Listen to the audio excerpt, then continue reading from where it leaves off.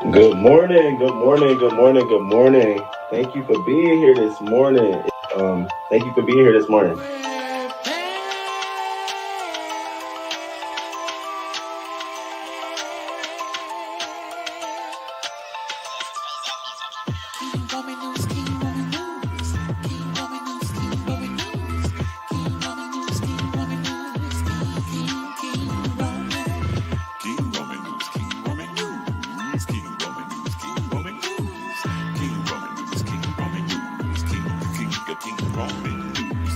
Let's go, let's go. Oh, let's start this show. King Roman News gonna come right through. Gonna give you that news just like you know he can do. Hot topics in your face, baby. King Roman knows his place, baby. King Roman News. Good morning, good morning, good morning, good morning. 6:30 a.m. Eastern time, baby. He's gonna come right on time with the news just for you. Celebrity news, politics, and local news just for you. King Roman News. Monday, Wednesday, Friday. Monday, Wednesday,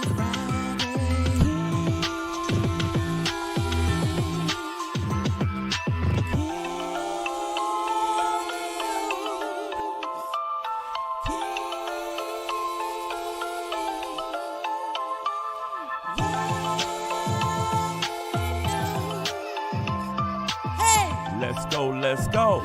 Hey, let's start this show. King Roman News, coming just for you. King Roman News, coming just for you. 6:30 a.m. Eastern Time, Monday, Wednesday, and Friday. King Roman News, King Roman News.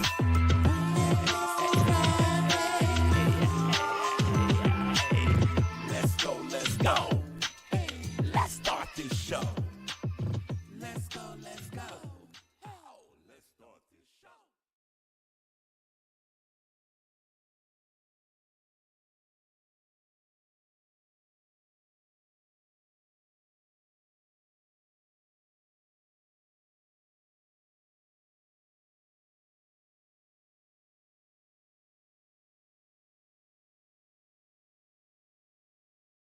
Good morning, good morning, good morning, crew. Thank y'all for being here this morning. Shout out to the crew. It is December 19th, 2022, 27 degrees outside where I am. I don't know how cold it is where you are, but I hope you are bundled up and all that good stuff. Thank you for being here. We are an hour behind. It is 7:30 a.m., but I hope if you are at work, you can listen in. I hope you're driving to work, all those good things. We got quite a bit of things to get into today. Today is all hot topics. And I thank you all for joining me. Please hit that like button on your way in. Shout out to the members. Hey, Brick Girl. Shout out to my moderators. What up, Joe? Thank y'all for being here. I appreciate y'all support always. And listen, we are at the end of the year. We are getting close to the end of 2022, and I would just love to just say first to say thank you to the subscribers for this year, for the last 2 years of my channel. Thank y'all for being here. And I just really appreciate it. So if you haven't hit that like button, go ahead and hit that like button. Let me know that you in this building.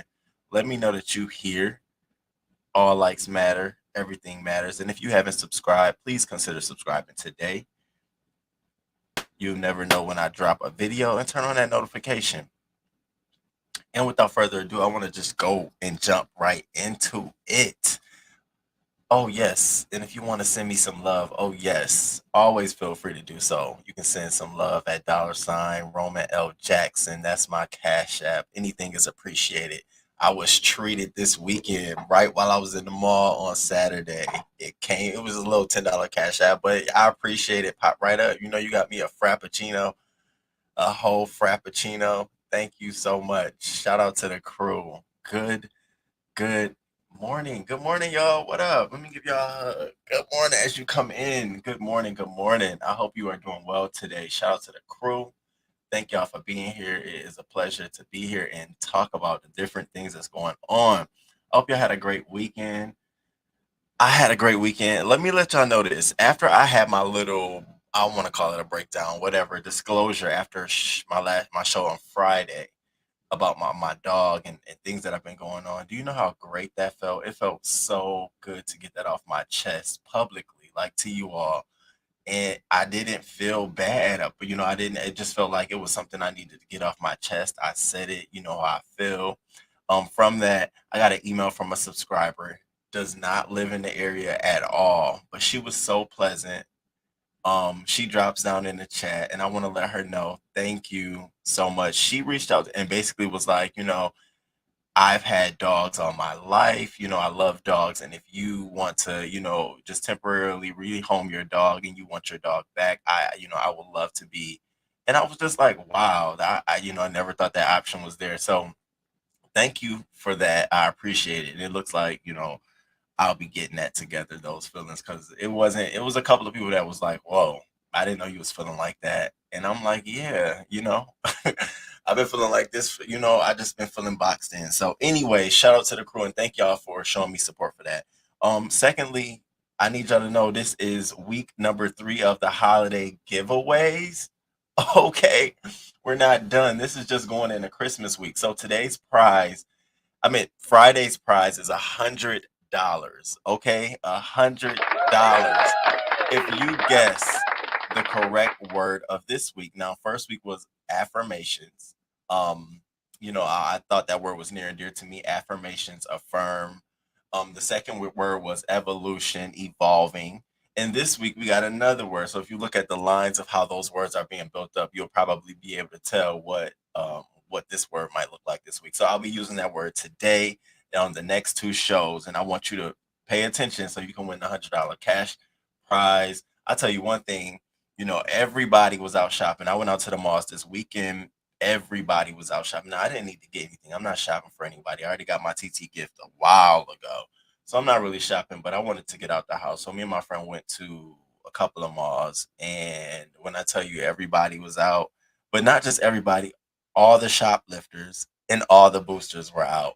I'm in the mall. I'm literally seeing this girl underneath, the racks of clothes, they be so long. She's literally underneath putting clothes on. And I'm just trying to mind my business at this point because I'm like, these little kids, I don't know who their parents watching them do this shit. And I'm just like, wow.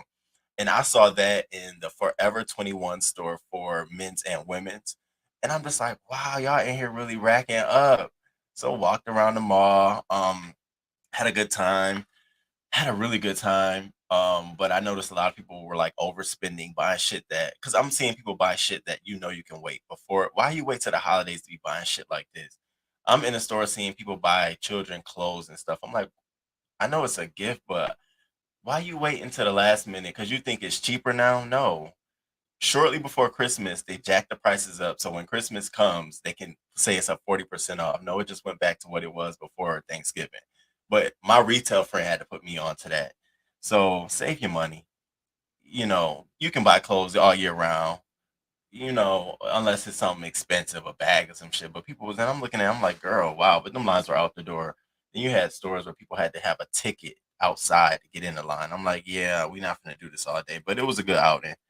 And then on Sunday, yesterday, I went to go to the Maryland Food Bank to pack some food boxes. And, God, thank you for giving me these opportunities. But Lord Jesus, I don't ever want to do no shit like that again. The goal was for all of us to pack 50 boxes. They were the big boxes, those Chiquita banana boxes with like potatoes, all kind of shit. And you had to go to the room, get the stuff, pack the box, go to the room. So, after the third time of doing that, King Roman is efficient as fuck. I'm like, well, why don't I go to the room and get a whole box of shit and then come back and pack up some boxes? So I did that. And I was like around number 10 box. I said, well, why don't I just go grab all the shit I'm going to need for the next set? I came out with like 6 boxes of shit. Don't you know everybody else started copying what I was doing? I said, look at the fucking leader. And then this lady, I didn't know you could do that. I said, well, if they think we finna keep walking back and forth to this room like slaves, she started laughing. I'm like, I'm for real. I'm back here. So I had a whole box of potatoes, rice, um, bananas and fruit. I had all that shit. I ended up packing 54 boxes. It was supposed to be 50, but I did 54 boxes. Left them shits right there. We were supposed to load them up and take them to the back so the vans can get them. Girl, y'all, by the time I was done, it was like, yeah, they there, they pack. But shout out to the Maryland Food Bank. They do a great job. And it seems like this year I was a little too late to get added to the adopt a family list because they don't have any more names. So I asked her to put me on standby if somebody fails to come through this week because I don't mind just jumping in. And even if somebody shortfalls on their list, I'll get them something, just to add it on that because it's not even about me anymore. It's just about making sure everybody's good on the holiday. So those are all my announcements. That's all I wanted to talk about. Shout out to the crew who is in the building. I hope I talked to get y'all in here enough. Good morning, Joe. What up? Good morning on your way in. Please hit that like button, subscribe, and share the live. It's so important that y'all also help me share the live. I know I don't get a lot of love in that department, but if you can share the live, please do so. And hopefully in the new year I get some time I can get on my shit. Good morning, Brick Girl. It's so beautiful to see the members like this chat up. Good morning, Patrice. Good morning, Miss Jero. Hey, Voodoo. Look at God. I'm here on time. Hey, Kang. What up? What up? What up? What up, Voodoo? Good morning, Karen. Thank you. Hey, Coco Boo. Good morning. Good morning. Thank y'all for being here. I really appreciate it. All right, let's get into some things. I want to start off with the story that I saw first when I woke up this morning. Lyfe Jennings. So Lyfe Jennings got slammed yesterday over he had a show out. I think the show was out in LA. He was doing this little R&B show. And I guess a couple of fans, y'all, uploaded videos of him performing and they weren't good at all. Now, I'm going to play the videos for you, but before I do that, I have to say this. Now, I've been to a couple of Lyfe Jennings concerts. I've been when it was just him in Chicago, and then I went to like an R&B something. It had him, Carl Thomas, um and somebody else. I went to a show like that. So it was a compilation. And Lyfe Jennings did good. He sounded great to me. He's talented. He plays instruments. He was good to me. So I looked at this and said, now, is he on a drug tip too? Or maybe he was just, I don't know. So y'all check this out. I'm going to show you the first video. Y'all check this video out. And shout out to the crew. Please hit that like button on your way in.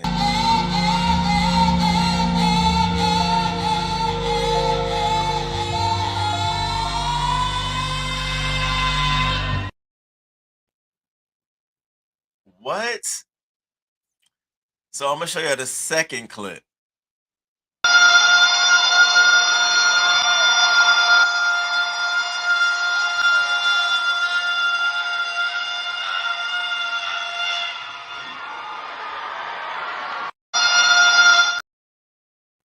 Now, everybody like saw this clip on Twitter and was like, "Oh my God, what's going on? What's going on?" But you have to remember too, sometimes at these events, especially when you have a singer, an R&B singer, the notes don't always come out like that. The notes are definitely, they may be overly exaggerated. It's all about feeding into the audience.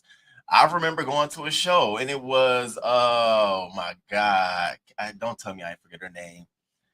I should have cheated. First of all, you should have said. I went to the Congress Theater in Chicago, downtown, to see her, Keisha Cole. We all were looking like, is this bitch high? Is she drunk? Because her notes were not hitting the way they should have hit. But we know she could sing. So I saw this and I was like, yeah, they probably picked the bad moments. Why don't you show all his whole show? And yes, I like Lyfe Jennings, if you can obviously tell.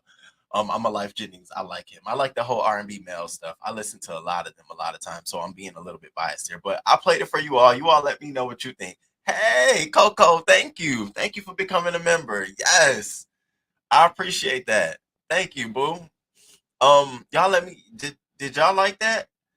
Well, because as fans jumped in the chat, Mario. So I'm gonna break down what Mario said, but Mario goes and he posts the clip of the fan in the video, and he puts this, the hand over his face, shaking my head. And so Lyfe Jennings didn't clap back to nobody else, didn't say nothing to nobody else, but he said something to Mario. He goes, "That's why I don't fuck with rappers. R&B niggas be fake as fuck. So much I could say, but my numbers speak for themselves, and my rep do too."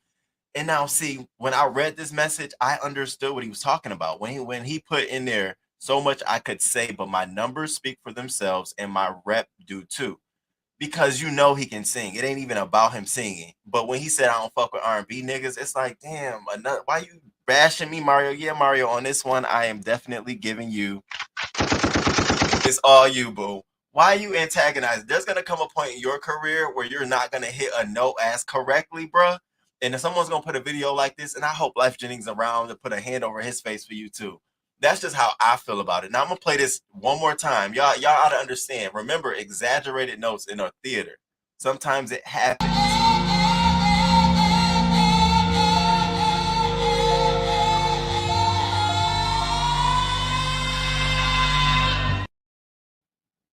I mean, I get it. I would have been like looking at him too, but it didn't give me who he's a bad performer.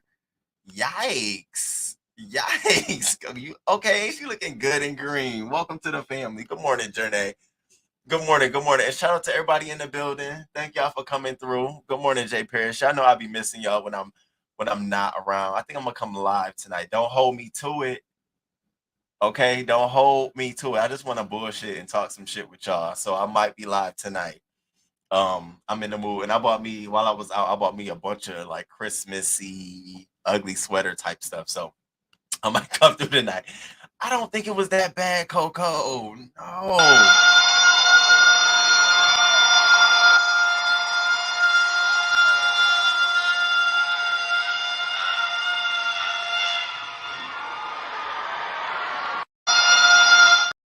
It happens. So yeah, I'm giving the breaks to Mario on that one, but they obviously got into it. Now I do definitely think that Lyfe Jennings is dead ass serious. Talk about some. That's why I don't fuck with the R&B rappers. I definitely think this hurt his feelings. You know, I like Mario too, but when it comes to performing shows, I'm sure Lyfe Jennings performs a little bit more than Mario does because Lyfe Jennings got more hits and more relevance than Mario. Mario don't only probably got on one hand a number of popular hits, but Lyfe Jennings is featured with other artists as well as he writes music. Remember 7th Streeter, all of that good era. So there's a little bit more leeway for Lyfe Jennings. Now we know he don't manage his money well. We know he has a lot of kids, and we know what that means. So I ain't holding that against him, but yeah, Mario, you may have stepped. I know you be looking at these moments that you want to be out there in the limelight. You should have took the backseat. You should have just was like, damn, y'all, you know what the fuck? It's your day gonna come. That's bad karma. That ain't the good karma you want to put out there, okay? Good morning, Neries. Good morning. Holding me to it. Okay, it was bad. It was bad. Okay, so y'all say it was bad. Damn, hateration is amongst us all. I sound like a cat in heat Zaire. Are y'all for real? Okay, Life. I try to give you the I try to give you the benefit of the doubt. Oh well, it happens. Fuck it, it happens. Shit, it happens. I thought he sounded good, didn't it? You know. All right, so let's move on. So y'all know last week I had posted on my community wall about Club Renaissance. And I had assumed that when it went out to the Beehive, because if you on Beehive, you got the text message, the email, bitch, she dropped it all everywhere. And so I clicked the link, and when I went through it, it gave you like, you know, you can go all the way through the process, get your tickets and shit. But it ain't stopped there. Beyonce also made you take a picture of your photo ID. Bitch, I was in, mind you, I was doing this. I ain't I'm being too real with y'all. I was doing this shit while I was, you know, I'm saying, looking like, damn, bitch, I gotta take all of this. So you take a picture of your driver's license, both back and front, and it validates it. Then it needs to know whether you had a COVID test or not. After you go through all of that, then you finally get approved to you get your ticket. So I went through all of those different steps to get a ticket, and I really couldn't go because it was in LA. But I only went assuming a, Beyonce was going to be there, and B, she was filming this for her upcoming, you know, whatever's coming next. Because, you know, at this point, we need a video or whatever you're trying to do. But that's what I assume. Like, this is a part of her creative process. Well, baby, when I tell you, yeah, everybody went up for it, but people were mad they didn't see Beyonce. People were mad they didn't see Beyonce. So, you know, videos are emerging from those Club Renaissance parties Beyonce had this weekend, and y'all, I am sick. I am sick too because I know what the thing here is. Beyonce really is trying to start a thing where you throw a club renaissance party and it's based off her music. That's one, marketing and promo smart as hell, and it's catchy. Everybody will throw a club renaissance party and you know you'll go because you like Beyonce. You know, I heard little rumblings of people having club renaissance parties here coming up for the New Year's. I'm like, there you go. What a perfect time for her to kick it off, not show up, but show them how to do it. And if you go back to Beyonce's page, you'll see about like maybe a video. It's like a teaser. It teases all of this shit that we're seeing happen. It's like she foreshadowed this shit. She walks inside the party, and it's a club renaissance party. She starts dancing with them. So I said, what would happen if we just have these parties going on and she just pops up at one? She don't want to party with nobody but Beehive. And I said, it's a great strategy. She had images all throughout Club Renaissance, Amazon Music. We back outside, worldwide hoodie, but we back outside. And then you got a picture of the great iconic horse, disco horse. So now she had a message at this event. I said, I know she would. In typical Beyonce fashion, like she holding her phone upside down, talking into the phone. I always feel like Beyonce is hanging upside down when she be talking to us because her voice be so, I don't even I didn't even care. You know, it was like if they said I was going to do it, I was going to do it. I was like, Beyonce, you're talking to us. I can't even hear you. So I snatched the clip off of Twitter. I want y'all to get into this. Now, it's about 3 minutes long, but it's divided in its caption. Check out what she said. Now, this, if you smart, if you really been around, you know that what she's saying will be a part of the tour. What she's saying is a part of whatever documentary. Like she ain't saying this and it's not going to be used more than once. We're not talking about, a yesterday's artist. This is a long time coming. So check this out. And shout out to the crew. Can y'all hit that like button coming in here? I appreciate y'all. As fans call this next album. But I try to stay open my palette and discover aspects of myself or create something new. Whenever I start recording music, I give myself quite some time to play. I never want to do the same thing twice. It bores me. I'm always up for a challenge. And eventually, the album reveals itself. I always wanted to make a record that I could work out to. A little bit over an hour, and it's exactly that. It just makes you want to move, it makes you want to dance, and it makes you laugh, it makes you want to fall in love, it makes you want to I just want to just have some joy and have some fun, and that's really all I wanted to do. I felt like that was my mission and that was my assignment. I was inspired by Zaire, please. I'm back here talking some she sounded medicated. Stop. So that's what she was saying at her event. She was talking about the process leading up to Renaissance and she wants everybody to enjoy it, all of the different combinations of the song. So that was the first half of it. Now I can tell you, if King Roman would have been there, done up as much as I would have been, because I would have been done the fuck up. I'd have been yelling through that whole thing. Y'all have been like, can you shut the fuck up so you can hear what she... No, bitch. You record and let me go the fuck off. I'd have been going off. So I'm so excited for it. So here's the second half of what she said. It makes you laugh. It makes you want to fall in love. It makes you want to be with your man. And it makes you want to just have some joy and have some fun. And that's really what I wanted to do. I felt like that was my mission and that was my assignment. I was inspired by so many incredible artists. I knew if I was going to do an album that had dance music elements, I would have to make it my own and mix a few things together. So I think it has elements of disco, techno, and electronic, and soul, and still some elements of hip hop. To just have fun. Baby, can Beyonce go on? I'd have been here for it, jumping up and down, doing cartwheels and flip flop. Good morning, Tristan Bell. And I think this is the first time in a long time I only had my two male mods in the chat. What up, y'all holding it down today? Thank y'all for holding the gates. I appreciate y'all. Shout out to y'all. I got y'all some gifts on Friday, so I hope y'all be around Friday for Friday's live. I mean, that ain't Christmas. I'm gonna be live on Christmas Day, because I want to say Christmas to y'all. Y'all are my Christmas gift, especially in this virtual world. It's a pleasure to do this and enjoy it. I really do. So thank y'all for being here. I always appreciate seeing y'all. Shout out to y'all. She might be have a hit or J or two. I always said Beyonce smoke weed. She said it before in her songs, and she think I didn't catch the lyrics. Beyonce hit the blunt. Y'all, are y'all kidding me? Beyonce hit the blunt.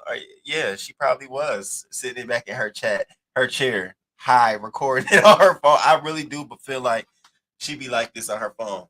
You know, I just did it because I mean I ain't have to do nothing else. Yeah, I do. That's me for you. She sound like she just woke up. Oh, that's Beyonce. I said, yeah, that's me. Yeah, I do. I really do. I appreciate y'all. Hey, Ox City 805 Queen. Good morning, King. Did I miss it? No, you good. You right on time. We only two topics in. Two topics in. We talked about Lyfe Jennings and his performance, and now we're in Club Renaissance. What went on this whole weekend? Good morning, human hysteria. Hey, boo. Good morning. Good morning.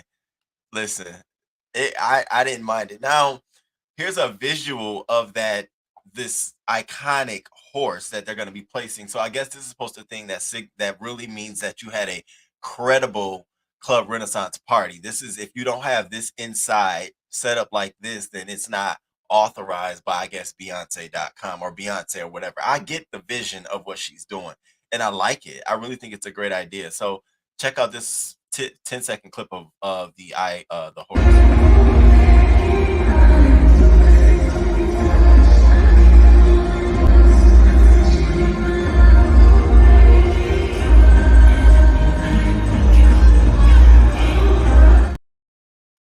So everybody who went had pictures in front of the horse right there, and it was sitting in the middle of the floor in this glass case that had lights just changing the colors as the song was changing.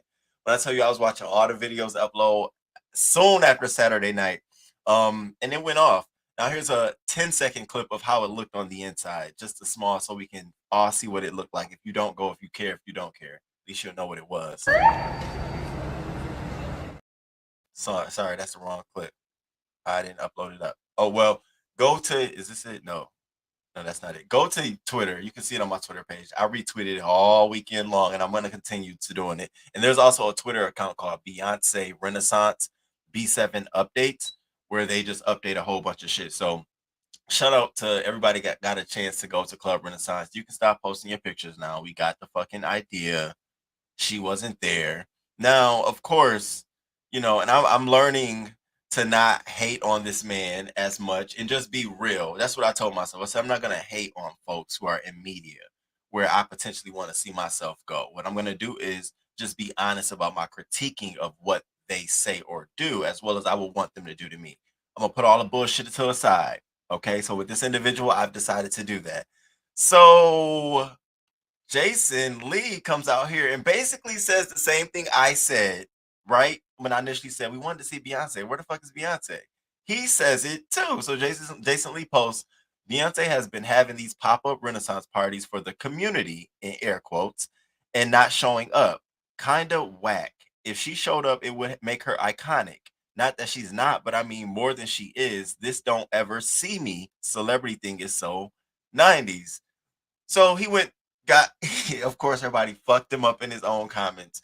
And then he started tweeting back. He started backtracking every fucking thing, talking about well, I mean, I like her too. And, I just think that no, nigga, you said it. We said it. It is what it is. We all expect her to have just I expected her to be there or a celebrity or something, but she promoted it. But maybe this is a part of her promo. So we'll see. We'll stay tuned. I'll stay tuned to that. All right. So the next story I want to talk about is Lil Duke. So the Lil Duke, he's also part of YSL. And so that YSL has also been going through, People been pleading. Gunna took a plea deal. And what did I say after that on that live Friday when I told you after Gunna takes his plea deal, the rest of them are taking the same plea deal. And the person I mentioned was Lil Duke. And guess what happened? Lil Duke, Young Thug lawyer speaks out as Lil Duke and Slime Life Shorty accept Rico plea deal. Now, you don't really have a lot of people out here saying, "Oh, Lil Duke's a snitch." Oh, Lil Duke. Now, mind you, Lil Duke said the same exact shit that Gunna said. The same exact, yes, I was a part of it. Yes, I know it was a gang enterprise. Yes, I know my contributions supported this being a gang enterprise. Yes, yes, yes. No, I didn't commit any crimes. And so he came out trying to defend himself. He came out basically saying, "Yeah, I'm home. Ain't have to snitch to get here, dickhead. I admitted Young Slime Life was a gang because it ain't illegal for no group to be a gang. Look it up. That don't hurt. Anybody can be a gang. Plus, the founder already admitted it, stupid. What I post to say if a founder admitted it? What I, oh shit.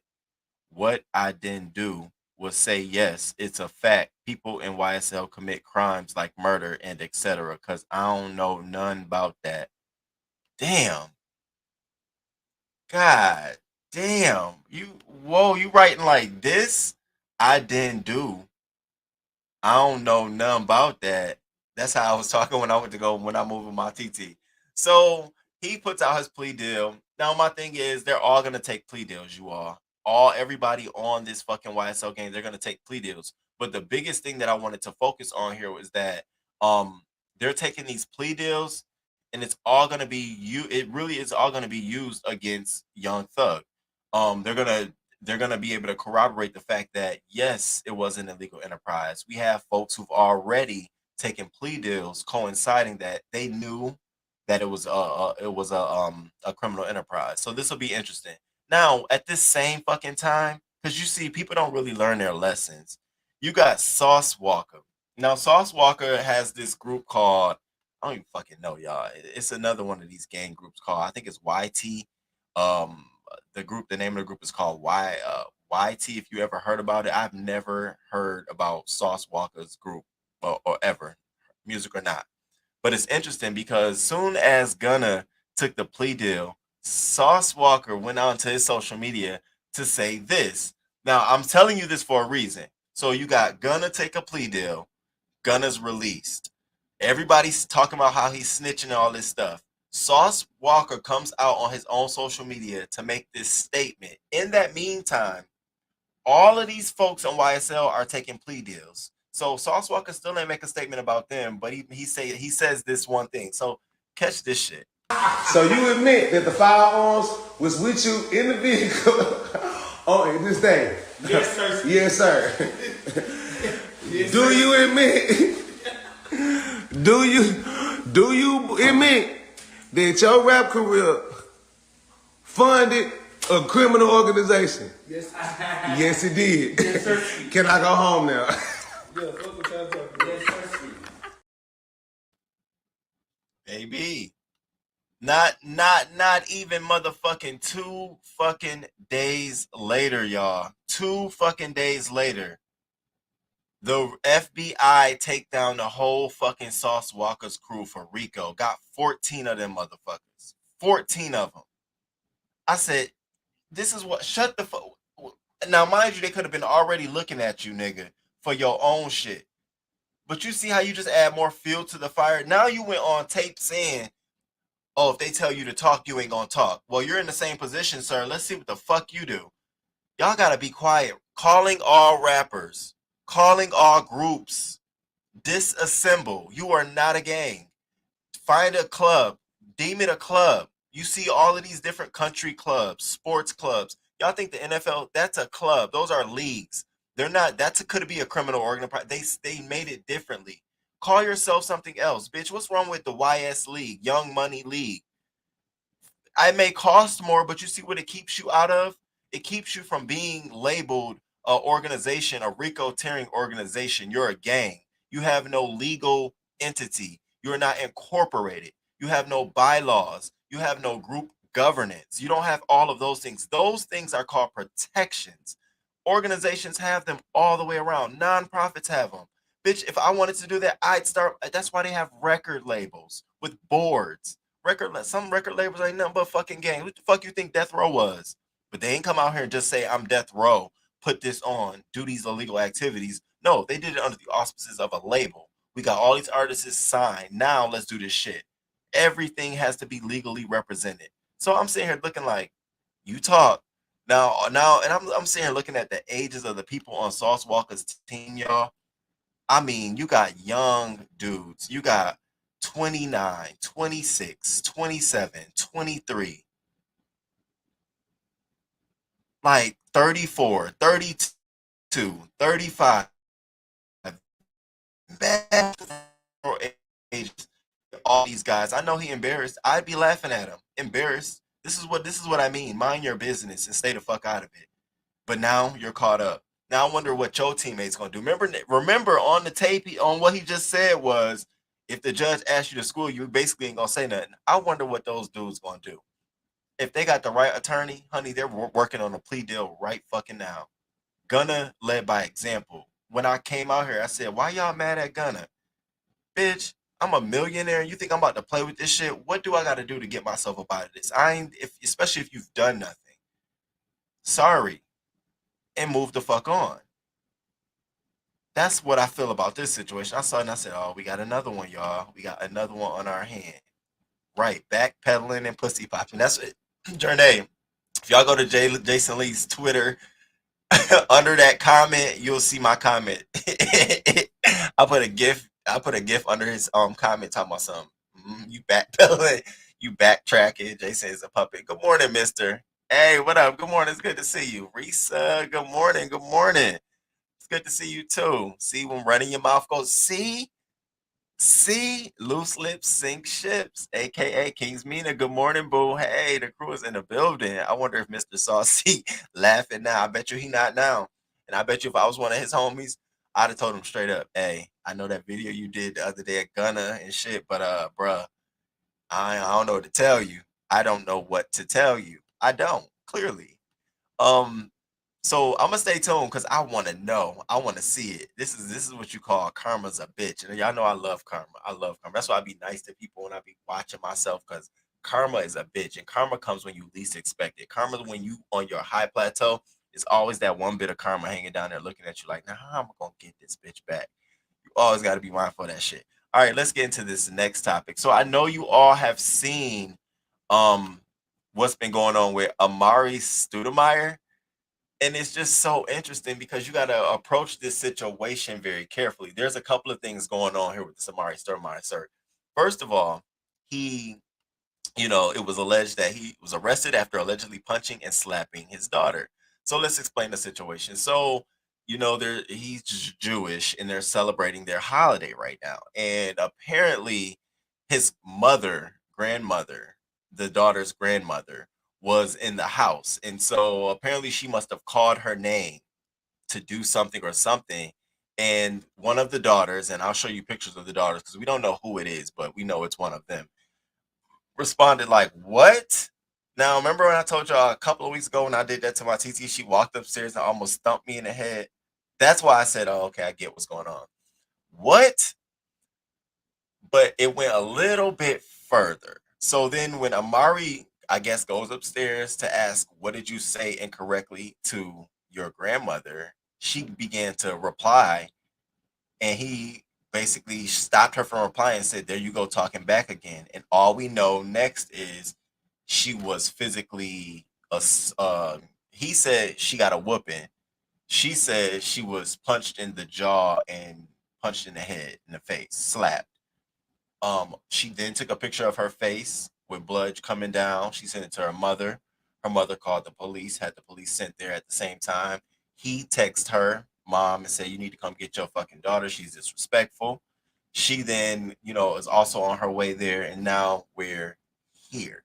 So Amari Stoudemire, if you don't know who he is, this is him. Um, very manly looking, very manly looking, like an African king almost. Like he gives me that. And so, police said that they observed blood stains on the victim's sweater and pants, and that the daughter's mother showed them a picture she had received of the daughter crying with blood running down her face. The mother is alleged to have told police that Stoudemire told her to come pick up the victim because she was being disrespectful. Now, here's one of the daughters. Here's one of the daughters. She's actually holding the girl. That's one of the daughters, and then here's the other daughter. She's on your far my left side, but let me see. Right here. That's the other daughter right here standing up. So we know it's one of these two. I'm not going to put a guess on just by looking at who was talking back. However, he came out with a response. So his response is, over the last 24 hours, an incident at my family home led to my being charged with assaulting my daughter. It is an allegation based on a report that does not square with the facts. I am of the Jewish faith. Today, Jewish people all over the world celebrate Hanukkah and hear the story of how we fought wickedness. I believe that whatever is hateful to you, do not do to others. As the investigation unfolds, the facts will show the allegations to be groundless, as my daughter's medical condition is not the result of being assaulted by a father who is nearly 7 feet tall and weighs 250 pounds. I could never see myself assaulting any person, especially my children. I respect, protect, and love my family, particularly my children, as a father. I ask for your grace as we secure our space and privacy. Now, we got to dissect that.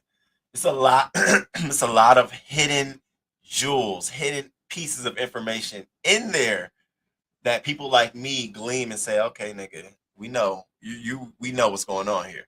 Now, generally, I'm gonna be real with you, crew. Generally, this sounds like a father who was trying to, have a conversation with his daughter.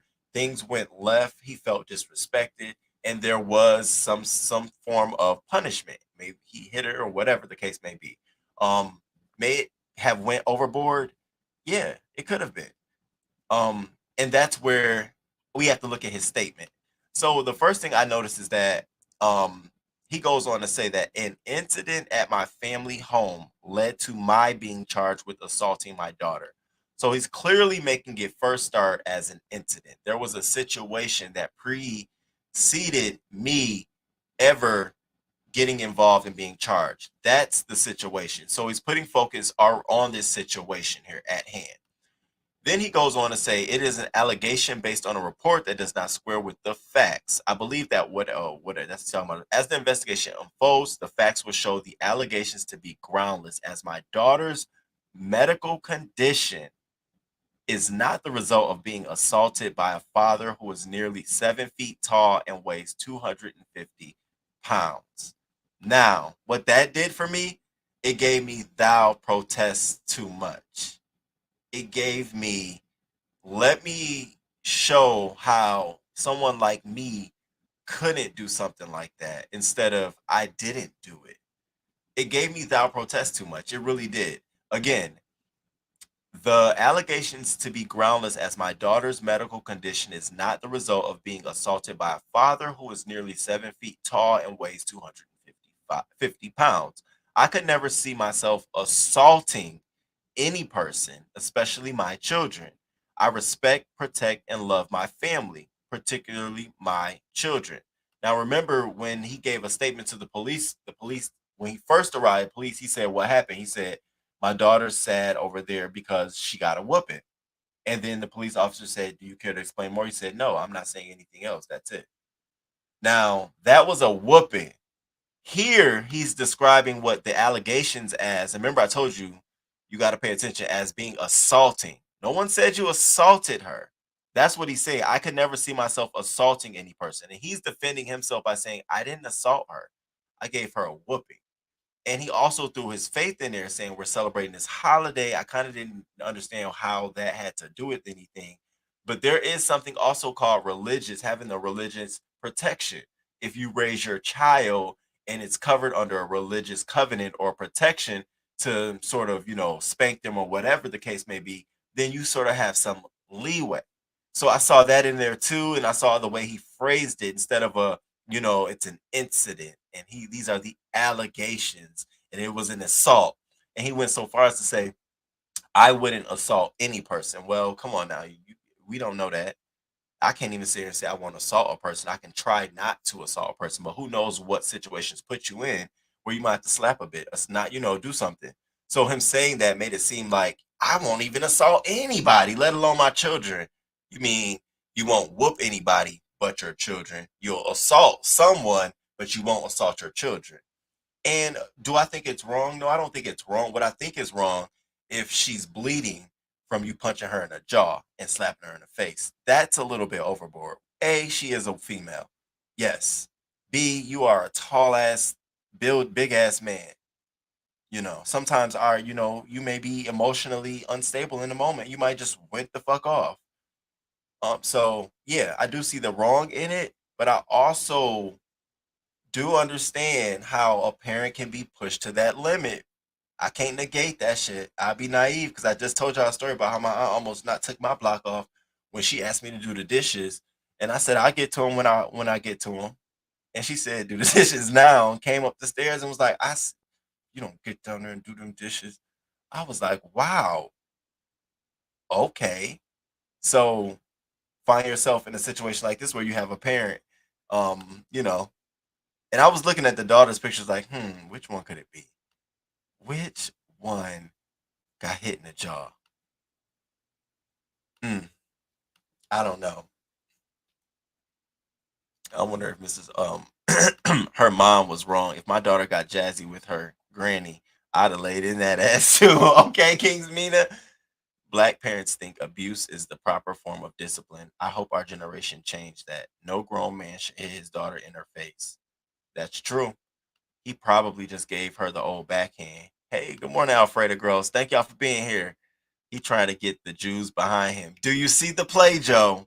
Do you see the play? That's why I said all the clues lit into his first statement. I said, oh, this what we doing? I said, okay. You've been well coached.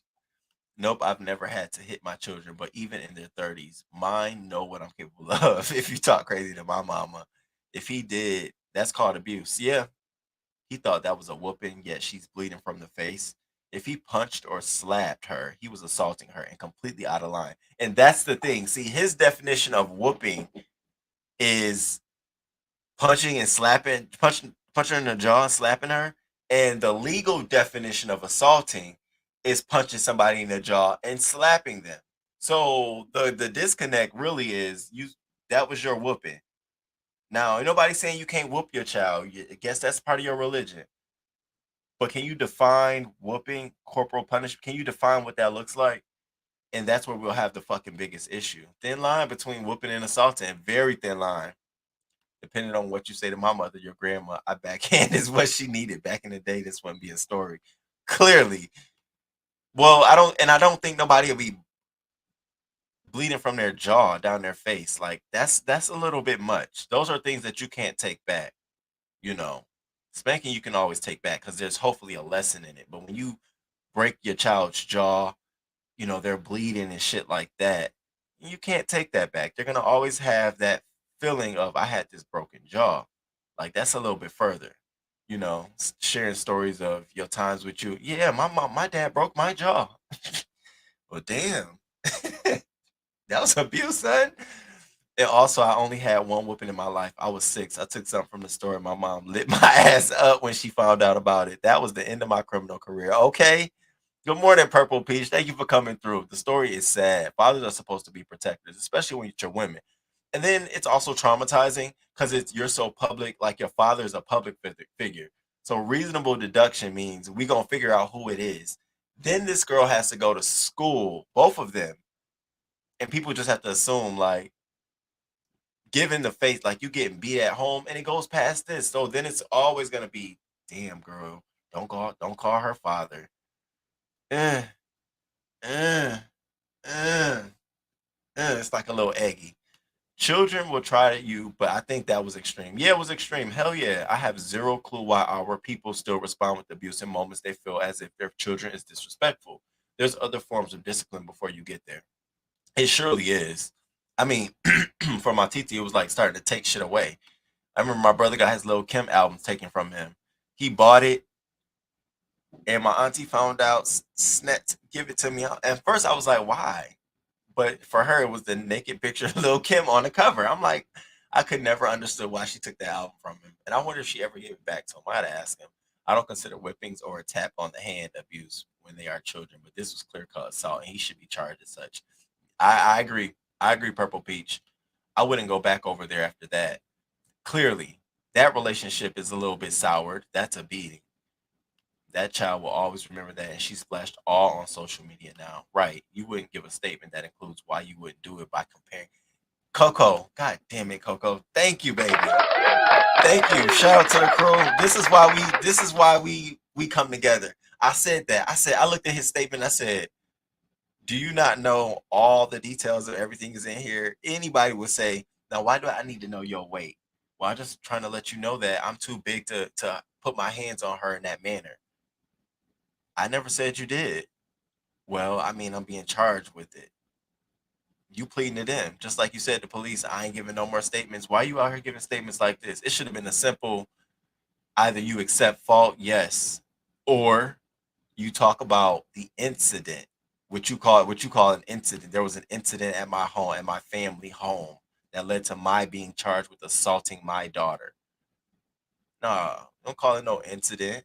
Because once the story came out, that's not an incident. An incident to me sounds like my child did something, stole something. This sounds like it was a quarrel between first the grandmother, then they extended to you, and that had been brewing for a while, Amari. It seemed like you had some grife with your daughter, particularly this one, and I don't know if she lives with you or not, but some form of disrespect. And maybe she might have been disrespecting you, or you've been feeling this for a while and it boiled up to this point. But the optics of this is like it's excessive and blood down the face, though. And you're too big to be punching your daughter in the jaw. God only knows what other kind of severe punishment you've given them girls. So and your boys. And I don't want to be in your business like that. I don't want to go too far in the story like that. That's not my job. I just want to say the optics of this story make you look bad. A, your form of a whooping is an assault, allegedly, if that's the truth. And shout out to y'all. 50 in the chat. Thank y'all. Please hit the like button. I appreciate y'all so much all the time. A, B, your version of whooping, you need to change that shit, bro, because that's an assault. Like you said, you won't assault any person. Well, what the fuck was that? That's a person, and you did it. Yeah. I'm not trying to let up on him, but I also want him to understand that, okay, we're going to go with this reply. Let's go. But it ain't doing you no justice. But what I do think he's going to ream on y'all, religious protection. I do think he's going to say, he led with, I'm a Jewish. Before his even statement came out here, look at this. I am of the Jewish faith. Today, Jewish people all over the world celebrate Hanukkah and hear the story of how we fought wickedness. I believe that whatever is hateful to you, do not do unto others. Where, why the fuck put that there? If you took that out, you'd still have more meat and potatoes. You did not need that in there. That is indicative of someone who's already inserting their out. I always say that. And y'all hear me say that when something goes wrong with a celebrity, I said, come on, put your statement out and put in there what you want. Like if you didn't mean to do it or not, put it out there and say that. Sometimes the emotions get the best of us. Let people digest it and then you move on. Well, I'm digesting this shit and smell a little bad to me. Um, there's a difference, but yeah, truly, he should have just stayed mute. In a court of law, he just made admission, and this can be used against him. Ding, ding, ding, ding. I ain't got no bell. Wait, what is this? No. Awesome! I do. Bing, bing, bing. Yes, Purple Peach. He over explained. There we go. Damn, y'all dope as fuck this morning. Y'all dope as fuck. I looked at that statement and said the same thing y'all said. I said, huh? If you feel as if disrespect was done against your parent, you can address it without laying hands on your child. My parents did, and I understand consequences if he continued. I know that's right. Why is a what considered disrespect to the point he backhanded or punched her? Makes zero sense. Some folks need to reflect and look inward if that warrants assaulting a child. And that's why I believe that this was boiling up. Like you can't tell me just this one, because then that means that you are a mean ass father. That means that you're mean. That you're pretty mean. On this one incident, the first time y'all all had a great relationship, you just haul off and hit her like this. That's more abusive to me than anything for you to just flip the script like that. So for me, I just feel like it's been brewing. Like there's been some accumulation of, you know, gr- young girls, they get older. As they get older, they may have different kinds of attitudes. Fathers, as they older, they the same thing. And same thing with young boys and mothers. You know, even though it's supposed to be that mother, son, and father, your attitudes change. Who knows? And let's just say she has been giving him attitude. Let's say she maybe been pissed about something. She didn't get she wants to celebrate. Let's say all of that stuff. It still doesn't warrant her getting slapped in the face. I don't think nobody's child should get punched in the jaw. To me, just the optics of it and the physical action of you punching your child in the jaw, unless it was deadly, protecting yourself, because we've seen clearly the 10-year-old with his mother. Lord forgive me, but yeah, that was a moment where she had to protect. If she could, she should have protected herself. But this was not that case. Lock that nigga up and cut the cameras dead ass. Teach and child when they are young and the respect will already be established. I can look at mine; they would immediately straighten up. Okay, I see. I was looking at that too this past weekend. I could tell the badass kids from the good ones. Yep. Okay. Period. His ex-wife, no, it's not the first time he put hands on people. Now we talking. Cause that ex-wife called the police quick and said, yeah, something ain't right. Especially if your daughter's sending you a picture of her face with blood on it. Um, on blood on it. So I'm definitely gonna stay tuned to this story, you all. also, Also, his ex-wife isn't one of those women who came across bitter and just out to be drama. If she called the cops, she felt within reason. She felt harm was done unto her child. And you know what? I wish it's especially we do local news, other folks have that same intuition. Just call the police or just send the police. You know the story about the little girl who was living in that house. Come to fucking find, living in the house with the 18-year-old, he stabbed her up and left out the house. We was just talking about it last week. Come to fucking find out, the girl had been trying to move in with the grandmother and a part of her family, but they didn't want her there. That's why she went to the shelter. Nobody in the family wanted her to live with them because all of these she's a problem. She has issues, boys and shit like that. Well, if that then you can't bring your ass out here on camera talking about how beautiful. Remember I said that, y'all? How you gonna talk about how beautiful the girl is? How, oh my gosh, she lived the room. You couldn't expect this for your grandchild, but in the same fucking breath, didn't have the wherewithal to. Okay, you can come here. I'm sure she was showing signs of abuse. That's why I say I wish it was more people like this mother who got involved and said, "Oh no, you sending me pictures like this? Let me call the folks, grandmothers." And I'm not putting it all, but just that one situation, and I'm gonna talk about it tomorrow. Some updates on that story. I'm glad the police were called. He's ninja splaining, ain't he? I wonder how he disciplines those sons. I wish fathers understood that they are setting the precedence for their future choices and men. It's crazy. Yep, it's crazy. Um, all right, y'all. So we're gonna move over into another story, and I hope y'all hit that like button. I hope y'all enjoying the commentary today. We are hour in, and I'm enjoying it. We already covered three stories: Life, Club Renaissance, Lil Duke, Sauce Walker, Amari Stoudemire. Now, can we get into Nick Cannon? The funny thing is that you all and I have said the same thing about Nick Cannon. We have been saying Nick Cannon. Yes, he was dating Carrie Houston. You remember those days? That was during I feel so alienated. I remember those. Yes, good morning, SNL. Thank you for coming through. We failed her. Makes more sense. Ox City 805. I'm telling you, as I got the more details that came out, because the shelter who placed her in that housing unit, now you get more details. They were under auspices. Well, then they came out to say, well, look, nobody else would take her. We took her, we placed her. We didn't know she had a dude in there.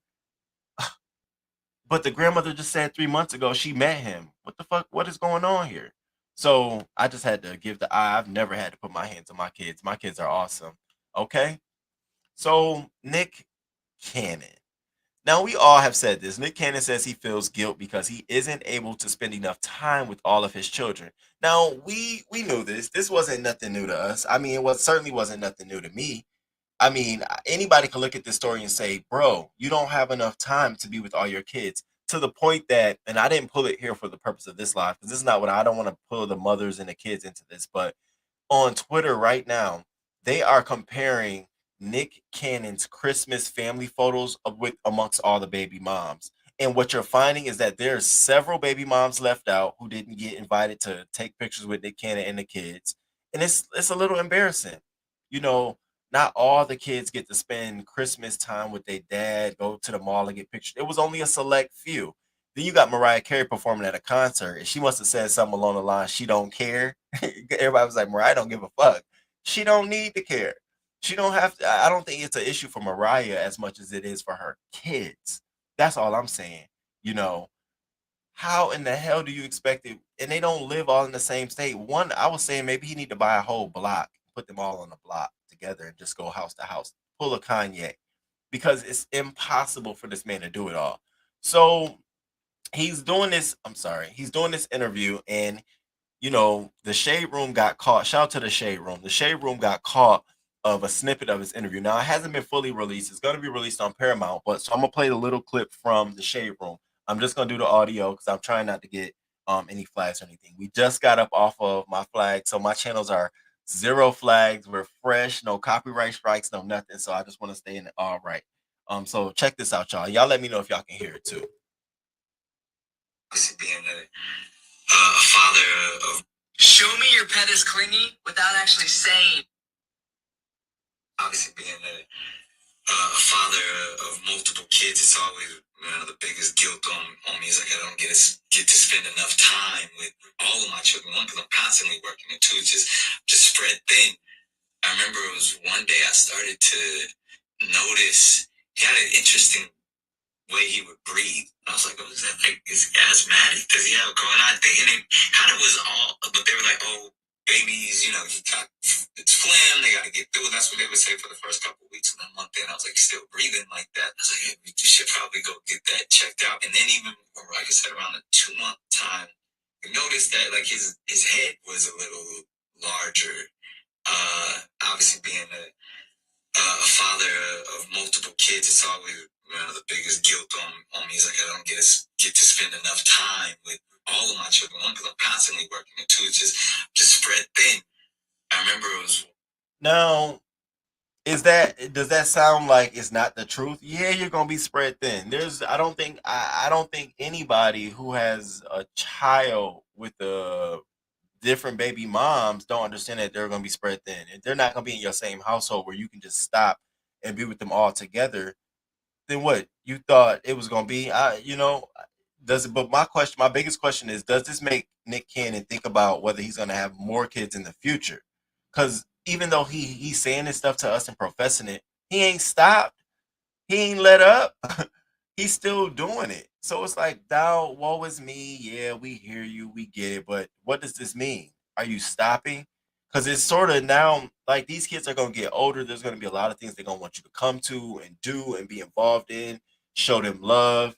And it's gonna be hard to choose who and what and be with who. And God forbid one of your children becomes successful and takes your genes, and moves the needle. Then that kid is gonna be highly celebrated over the other ones. Just imagine what that does to them. And we're gonna get into the Romeo Miller story, but look at what happens when you have a family where the father is the face making all this money, but the kids broke. The kids have been living miserably half all their lives and no one knew about it. That's what I'm saying to Kenny. It's gonna be a eye opener as these kids get older to see. And now it's not all on you. You're just one aspect, but you're a very big aspect of it. The mother's gonna be there because they're raising them, but not your money ain't gonna change none of that. Being with their dad, you know how I know, because when they become older and and you're older, or if you don't pass, it's always gonna be times where people gonna say, "So can you tell us stories about your father? Can you tell us the great times about your dad?" You don't ever want it to become they got one moment that they always say, or they don't have any moments, or their moments are only specific to a time period because it's lack of, like me and I'm only saying it because I'm telling the truth. I can barely. You remember my dad? I don't remember a motherfucking thing. He got to jog my memory. I remember his wedding. That was about it. That's about it, and his wife, but that's it. So Yeah, but now here's the bullshit in it. So Lil Duval, he goes out there under the Shade Room's post and he says it took 12 kids to realize this. And Nick Cannon got wind of it and he's like, at Lil Duval, if you find something funny about this clip that deserves, call me directly. I will explain everything to you face to face. And I said, whoa, all right. He a little bit hot about his kids, about what he said about his kids. Now, Lil Duval has since went on to apologize about his statement to Nick Cannon. But it goes to show you that this is a sticking point for Nick Cannon. And like Lil Duval said, it took 12 kids for you to realize that you spread thin, man. I'm not trying to be funny, and I'm not trying to do it in the manner that he was doing. But I'm just being honest. Like, what about at maybe 6, 7? Shit, 5 would have been it for me. Like, okay, in the same household, 5 would have been it for me. Um, he needs to stop having kids. Nick created several broken homes and didn't bat an eye. No, yes, he did. There is no way he can spend time when they are all spread out. That's what I said. There's no way. He needs to stop having kids if he can't spend time with them. I wonder if he will continue to. That's the same thing I said recently. Now, are you going to continue to have more? These women need to stop having multiple children like they are in a contest or something. What number is Nick on now? 12. 12 kids now. He can financially provide, but that's it. He's barely going to spend time with them, period.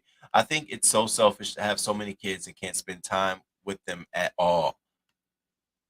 I'm sure they are all well. Me too. I don't even think that they're not. Nick just nasty. Then the mothers who have done interviews, they've all said that they rely heavily on their families for support, then have to battle with time due to the scheduling. Can you imagine having a scheduled time like that? Hey, I'm gonna be in town for a show, so I figure since I'm there, we can do something with the kids. Wow. But wow. Two things. That's the lifestyle she agreed to sign up for, and that's all I guess he feel like he can provide at the table. Somebody got to be able to say this ain't enough. Nick need to understand that it's not all about finances or time. Time is more valuable. Good morning, Charles Dodson. Thank you for being here. He needs to stop being Dick Cannon and quit making babies. That's simply it. What do you think you need to get out of something extra? I think you got enough love now, and I mean, 12 babies, 12 little cannons, amazing. Borderline abuse. Borderline abuse.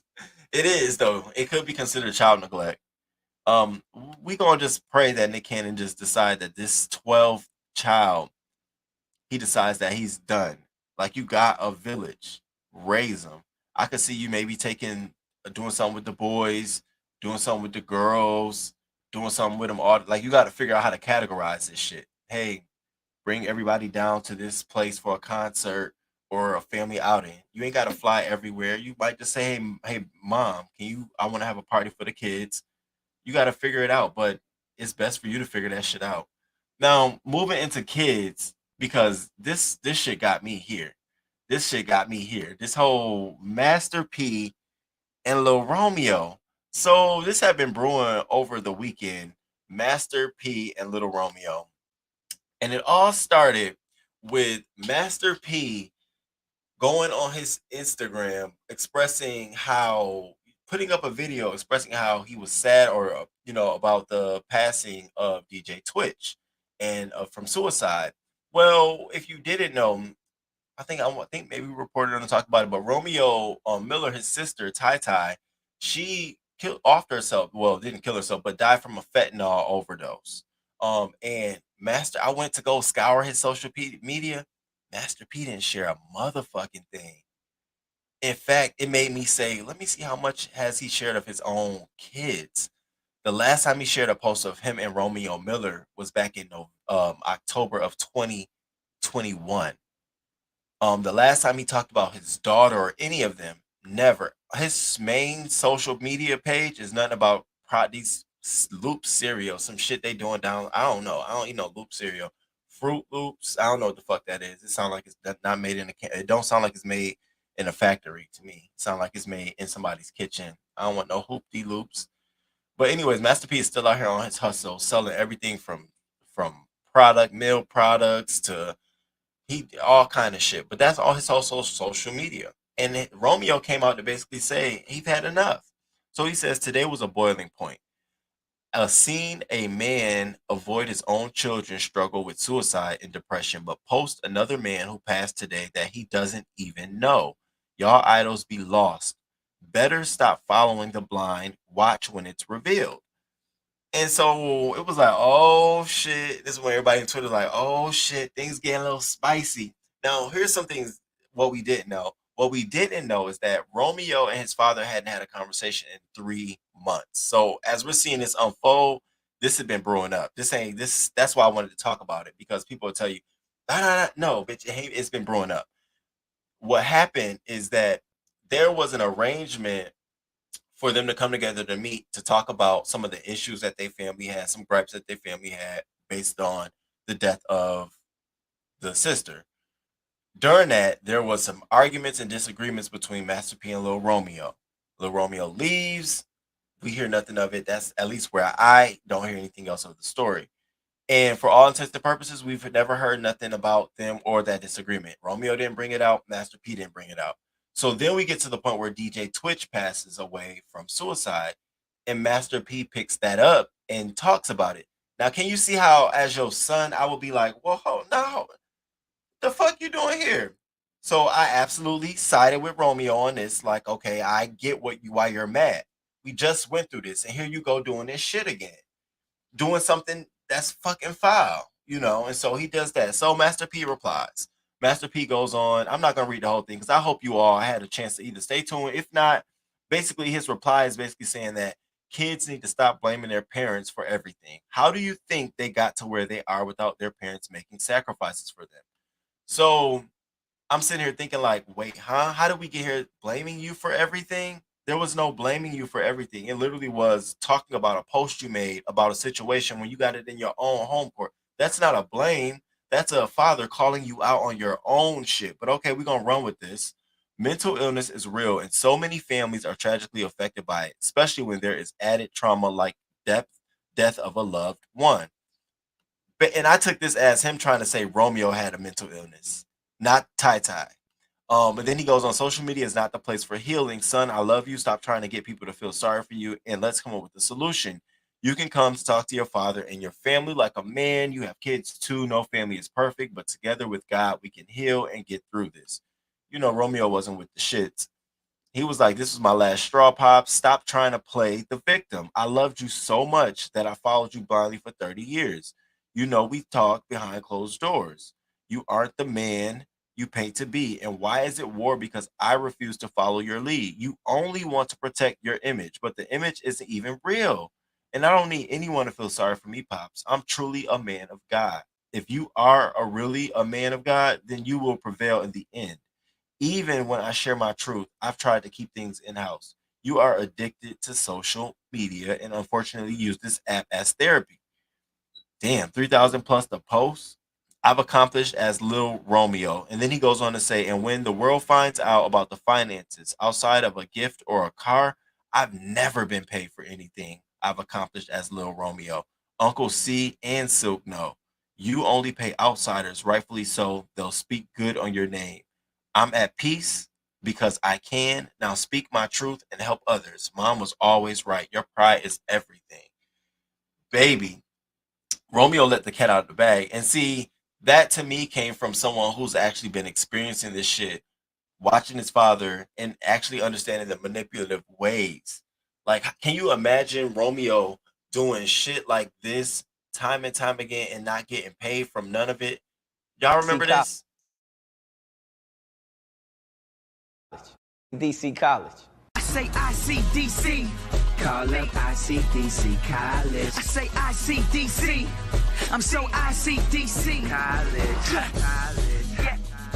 Yeah. To me, that is the first sign. When I saw him doing it, I was always was like, damn, why is he doing shit like that? They ain't got no money. He ain't got no money. Of course, Romeo responded. You know, I've been taking care of my pops, bro. Never touched no little Romeo money. All went to pay his IRS taxes. I've been more than loyal. The truth will set us free. Man, we've been living month to month since I was 18. Shit's a mirage. All my siblings are broke, bro. Never even had money to afford college, and nothing is wrong with that. He just shouldn't paint a certain life that isn't real. One big house to stunt in is a minimum way of thinking. So he goes to air out his father. Now it's interesting because his dad, I guess, decided that he wanted to apologize. Now it's, to me, it's a haphazard ass apology. It's almost like, I'm apologizing, but I didn't do anything wrong. This is what happened. I done been through some things in my life too. What was me kind of thing. And I told y'all I get that too with my parents. When I say call some shit out, well, when I have now, whoa, nah, you be like, girl, hey, I didn't even know all of that was existing. So check out his apology to his son. Now, granted, this isn't the full through 4 minutes because I couldn't stomach the whole 4 minutes. I just took 2 minutes of his apology. Check this out. Got to get out of character and put this on the internet, which I don't want to do. But I try to call my son. People say, why you call? I did. He don't call back. It's been months. So my question is to Romeo. Like, if you've been in the business for long as you've been in, and you're a 30-something-year-old man, and if you've been around me, watching me hustle and do my thing, why you not where you want to be at? Because that means you're not listening.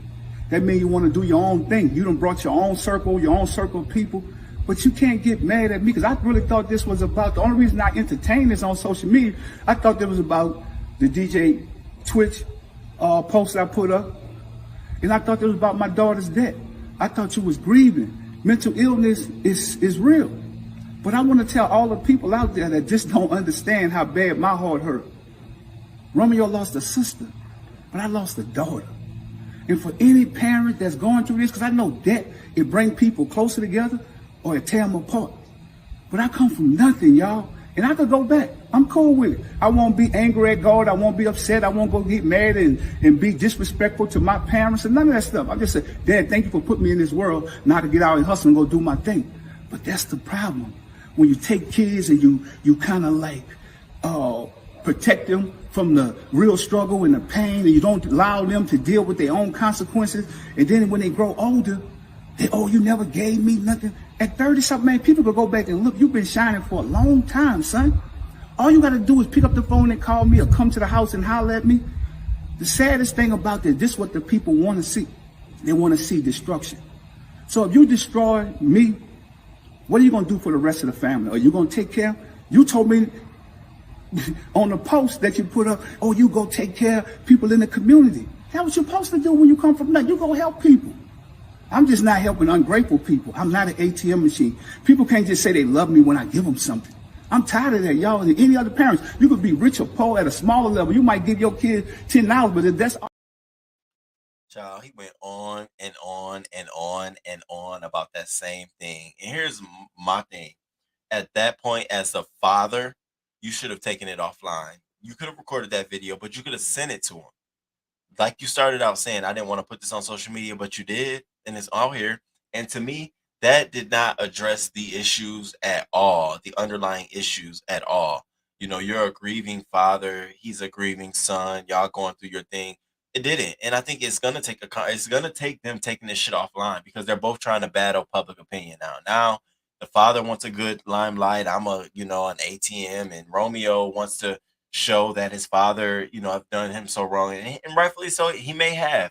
But my thing is that it ain't gonna get better. It's not gonna get better doing it all online. And to me, the real disconnect is that they need family counseling. Like the father and sons need to repair their relationship. The father and the kids, they need to repair their relationship. They've all been through some shit. And it's gonna make everybody want to fight and turn up and respond crazily. And the father wants to, they all are in a heightened sense of emotions right now. And it does no good for the head of all of that, which is the father, to respond like this. I would be stunned if my father came out here in that manner. I would also think that he's playing it for social media, like Romeo said. And that's why some of us believe that Master P is doing this shit for social media.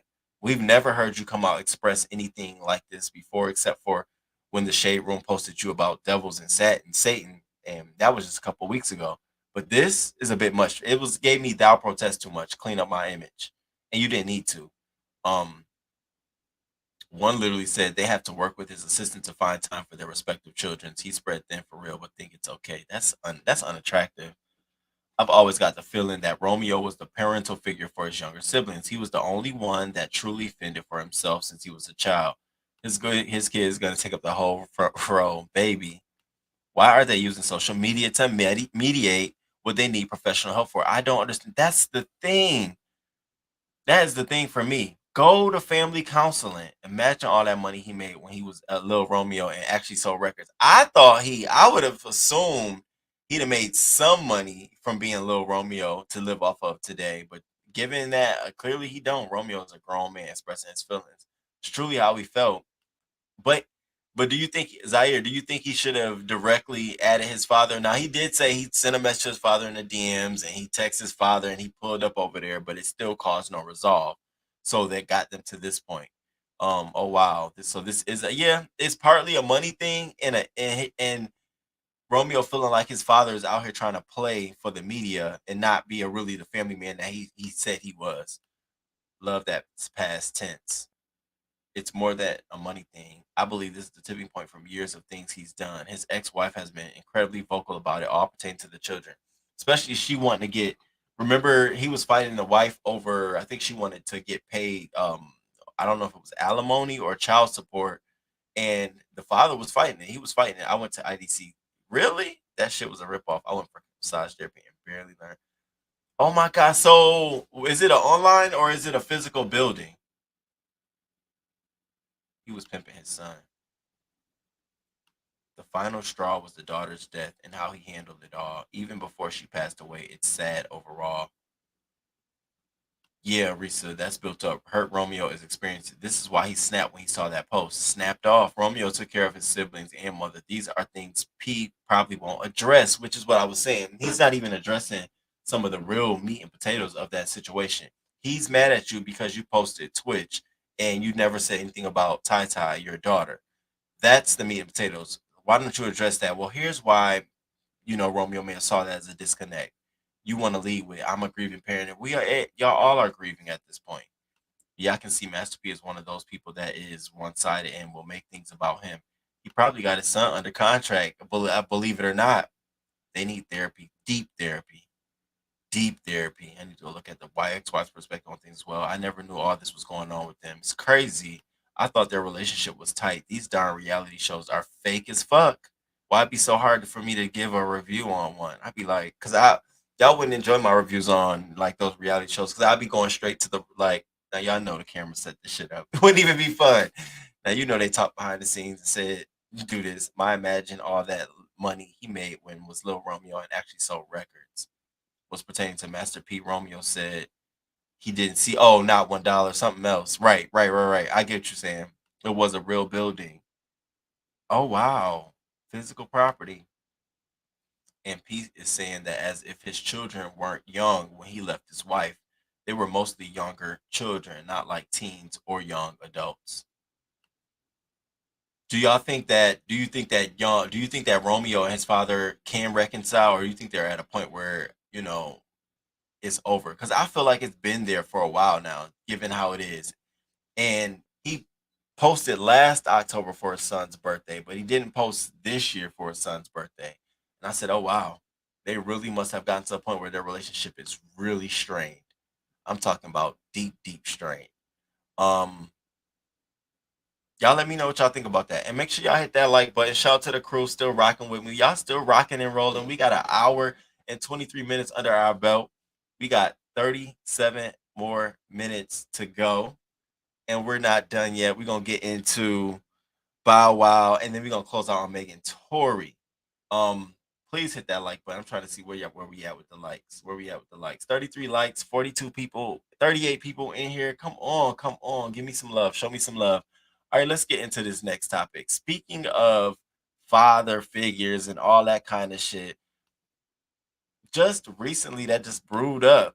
You got Bow Wow and Jermaine Dupri going at it. So this shit is funny to me because uh, I'm gonna just say it. I'm gonna say it. I'm on JD's side when it comes to this situation for a lot of reasons. Now, get into what Jermaine Dupri said. Here is the statement that caused Bow Wow to come out his panties. Here it is. 106 in Park was created by me. I created the show for Bow Wow. I was watching MTV, and MTV had TRL. And they was catering to NSYNC, and they was catering to Backstreet Boys, and anything white that was coming out that was pop, they was allowing these kids to scream and holler at them. And I'm like, yo, we don't have nothing for black people. Like, where's the black kids that love music? Why don't they have a show like this? So I called Stephen Hill, and I say, yo, I got an artist. We need to make a show just like TRL. And he said, what's the artist? And I said, his name is Bow Wow. Of course, he was like, I don't. You know, everybody challenges what I'm saying. Yeah. Mind you, they wasn't gonna put Bow Wow on TRL like that because he was a rapper. He was a black little young boy rapping, but he also was 12 years old. Nobody on TV was 12 years old anywhere creating this type of fandemonium, right? I went to Stephen Hill and I'm like, yo, we need this show. We need this show. We need a show on BET that shows black artists like this. Now, to me, I got, even if he wasn't the person holding a fucking camera and writing the check, he gave an idea to the creators of 106 in Park for them to create the show. I don't see nothing wrong in him saying that. It obviously it's true enough for him to come out here and say it, and we've heard several times about him and his affiliation with 106 in Park. Well, you got Miss Panties herself out here. Goes on to say, JD ain't create 106 in Park. Stop the cap. Stephen Hill, Rick Grimes, and all the great people in the BET office and staff created that show. All I did was capitalize off of what they created and made it mine. I would know. I am Mr. 106. I would never take away from someone's creativity.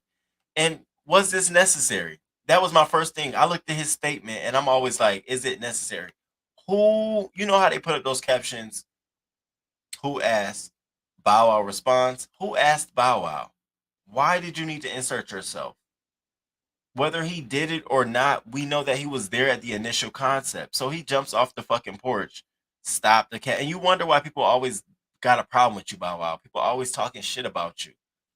The one song I love of his is Fresh As I'm Is. You ain't ride, you ain't bumping like I'm bumping, you ain't then you ain't fresh as I'm is. You dig. Only song I can probably go from beginning to end. Other than that, and now he had some hits, and the one with Sierra, whatever that song was. But this kind of shit right here just throws me off. All I did was capitalize off of what they created and made it mine. I would know I am Mr. 106. I would never take away from someone's creativity. It blew me. So then the brat, it didn't blow me too. It blew the brat. So the brat makes a post on Instagram. She captioned her post, Bow Wow, you really on some bullshit right now. Now you know I got all the receipts and know the whole stories to a lot. Don't do this. Respect a legend, respect a cultural icon, respect the person who made your career what it is. I'm asking you now to please stop. I'm sorry, Jermaine Dupri. I cannot be silent about this shit any longer. And so the brat goes, man, what the fuck? I really don't have the time or patience for this shit, but I got both today. Bow, what I can't let you do is discredit my big brother JD, who you called your dad for so many years, because that is pretty much the role you gave him. And instead of saying hell no, he rocked with it. You are being so rude and disrespectful to the person who believed in you, nurtured you, made you a complete star, wrote all your hits, accepted the challenge when Snoop brought you to him. He has never done anything to you but help. I ain't finna let you drag the most non-confrontational person who loved, cared for you, and spoiled your ass for years. He isn't and never would discredit BT execs. He discussed creating 106 before it was created so black people could have our own TRL. No cap. If this is what you want to do, let's fucking go. Pull up, little nigga, with your disrespectful ass. So ungrateful. And I was with her. I felt that same spirit was in me. I don't know. I could be wrong. But I was like, damn, you little bitch, shut the fuck up. Finally, we got somebody black who was able to spearhead a show like that, to even say that they had some sort of connection to doing it, which is true, trying to do it, and you want to discredit him. And your career is as far as popping as his. He's still making hits, still writing records, still doing what he needs to do. You're stagnant. So if I was you, I would just tone it down a little bit, bro. Tone it down. Um, now, now what I wanted to also show. Oh yeah, that's what I wanted to show too, crew. I want to show something else too.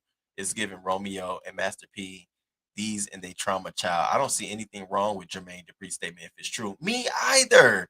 I don't think JD was attempting to discredit any of the producers or creators of the show. I think he was saying he provided the idea, but Bow Wow was not the first host, so I'm confused. No, and he thinks because he had the most number ones on the show, he's Mr. 106 in Park. Honey, it was a radio, it was a show. On TRL, it was Britney Spears. Was it Britney Spears or Backstreet? I think it was Britney Spears who had the most number one. She's not Miss TRL. Nobody asking her that shit.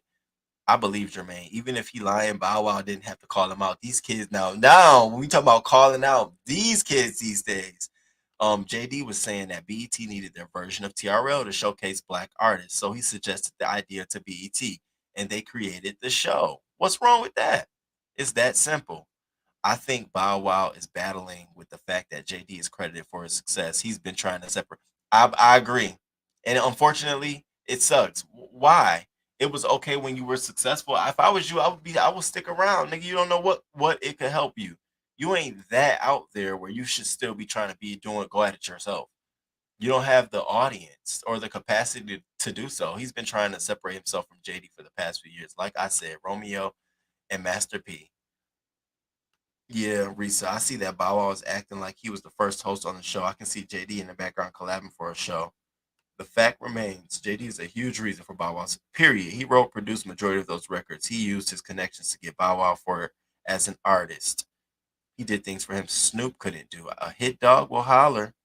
He should have known Debrat is not going for any disrespect for the Soto. Okay, sit that one out. Seems like loyalty is a thing of the past these days. It's so disappointing. Correct, Risa. What Snoop couldn't do on the West Coast, JD did here in the A. He surely did. That whole era, JD era was dope. Sierra, all of that. The 504 boys, Yin Yang, to all of that. That whole era was just so dope. I remember those times vividly. Now I gotta go back real quick because I forgot to bring in my comments from Twitter on the Romeo story. So this was the first comment I saw that I thought was great. This person says, my heart actually breaks for little Romeo and his siblings. I have been having layered conversations with friends, particularly this year, about the ways that our generation has really had to pick up pieces for our entire families or even within our families of origin. And I said, that is so fucking true. Let me say that last sentence one more time. Okay. I haven't. He's been talking about how he's think about the ways that our generation has really had to pick up pieces for our entire families, or even within our families of origin. That's why I say generational wealth will be the first thing I would do when I become successful to erase the curse, because you don't know it if you know as the black subscriber, but we have been born into so many curses, so many things that prevent us out the gate that we think it's normal. We think it's normal. And then that's why someone's fuck credit. I don't care about credit. You don't even know you got credit. But we've been born into you don't have property, you don't have any equity. So you're of course you're not gonna have credit. Well, no one's really taught us that financial wealth or taught us those things. We've been born in the stereotyping and competing with each other and comparing ourselves with each other, because that goes back to what Jim Crow. So there are so many things we've been born into that we don't even see within our own families, that we have these curses where your father has to pit himself against us, me and him, because he has to maintain a certain image to the public, which in the old days would be the white man, while the people at home and his own kids had to suffer and maintain a low to him. But we're in a different day and age where it's best that the whole family eats so we can all eat together, because it ain't like it used to be. And if we continue to see it like that, that shift, that dynamic where it's you and I got to be here, there's no togetherness, there's no connection. We're gonna always have a generational curse. We're gonna always feel like this is here, this is going on in the family. So I read that and I was like, okay, wow, that hits it on the head. Goes on to say, and just how outside the natural order of things that is.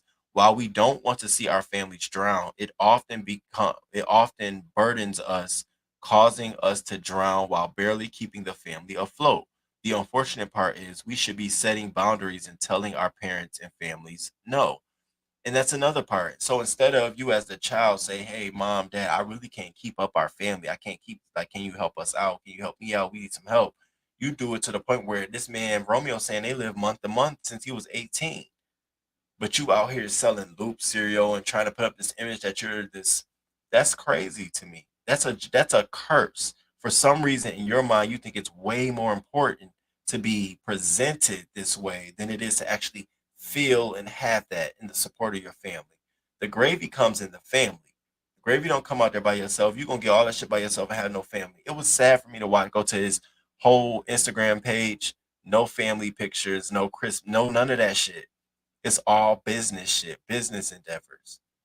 It's and people see that shit. So that's why I could sort of corroborate what Lil Romeo is feeling. Now, um, correct, Risa. What Snoop couldn't do on the West Coast, JD did here in the A, right? Voodoo Roman. I believe a deeper issues are going on with Bow Wow and JD that has not been resolved. Absolutely. One, I think there's some jealousy. There's some, um, envious. I think somebody feels like they have either been left, cheated, pushed to the side, put back on the shelf. They're done now. And I think somebody else may not see it or feel that way. They may, as a producer, understand that as artists, you have a time and a window, and then you may not. I do think that there's a deeper issue. Absolutely. Okay, Risa, I looked at that. I said, wait, what? I wonder if the living month to month applied to Master P and the entire family or just Romeo, his ex wife, and siblings. See, I took it as it applied to Romeo, his ex wife, siblings, and the family. He said since 18, they've been doing this. I'm thinking like they all had to sort of go without at a point, make it. And I'm sure he's heard his dad say, we got to wait for a check to come in first. But get into this girl. She said it very nicely. I love the way she put it. But check out her statement. She posted this to Twitter. It's her stance on this situation. Uh-oh. And at the same time, it says your FICO score is up double digits. Child, they be lying to me. All right, check this out. In the morning, I'm about to go to bed, but I see this whole Master P, Lil Romeo drama, and I'm watching Master P say all the stuff that he got to say. And I don't know the entire situation, so I'm not speaking on them specifically because I don't know, but there are a couple things that I want to say. When parents mess up, they always want to give you some sob story. This is the same thing that we saw Lil Scrap Mama do to him when he started verbalizing how he was hurt by the lifestyle that she lived. And then he proceeds to say something that really caught my attention. He said, if I did wrong, I'm apologizing. I'm sorry.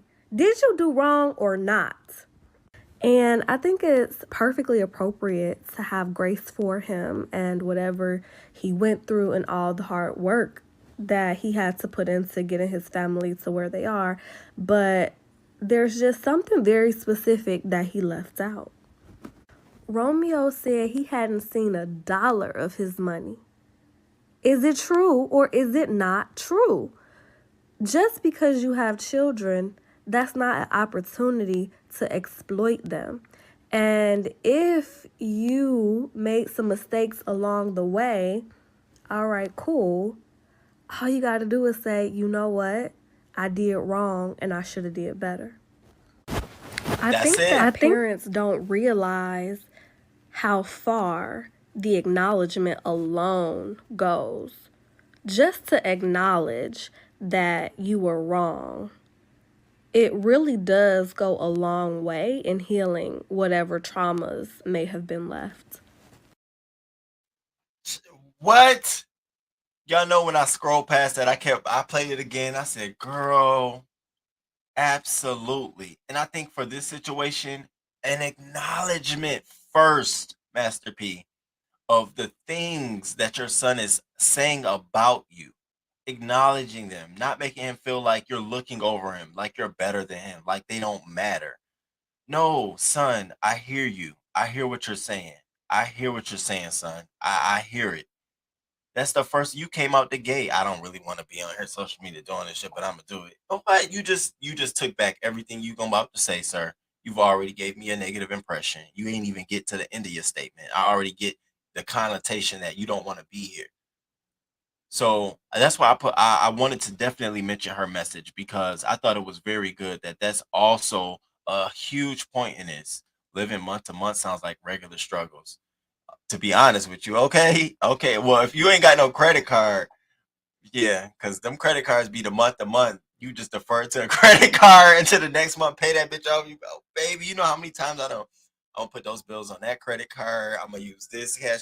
Regular person, it's being a human and juggling it. Okay, Purple Peach, yes, absolutely. So I agree with what she said. Now we got 20 minutes on the clock. Okay, I'm learning how to speed it up and get through the show.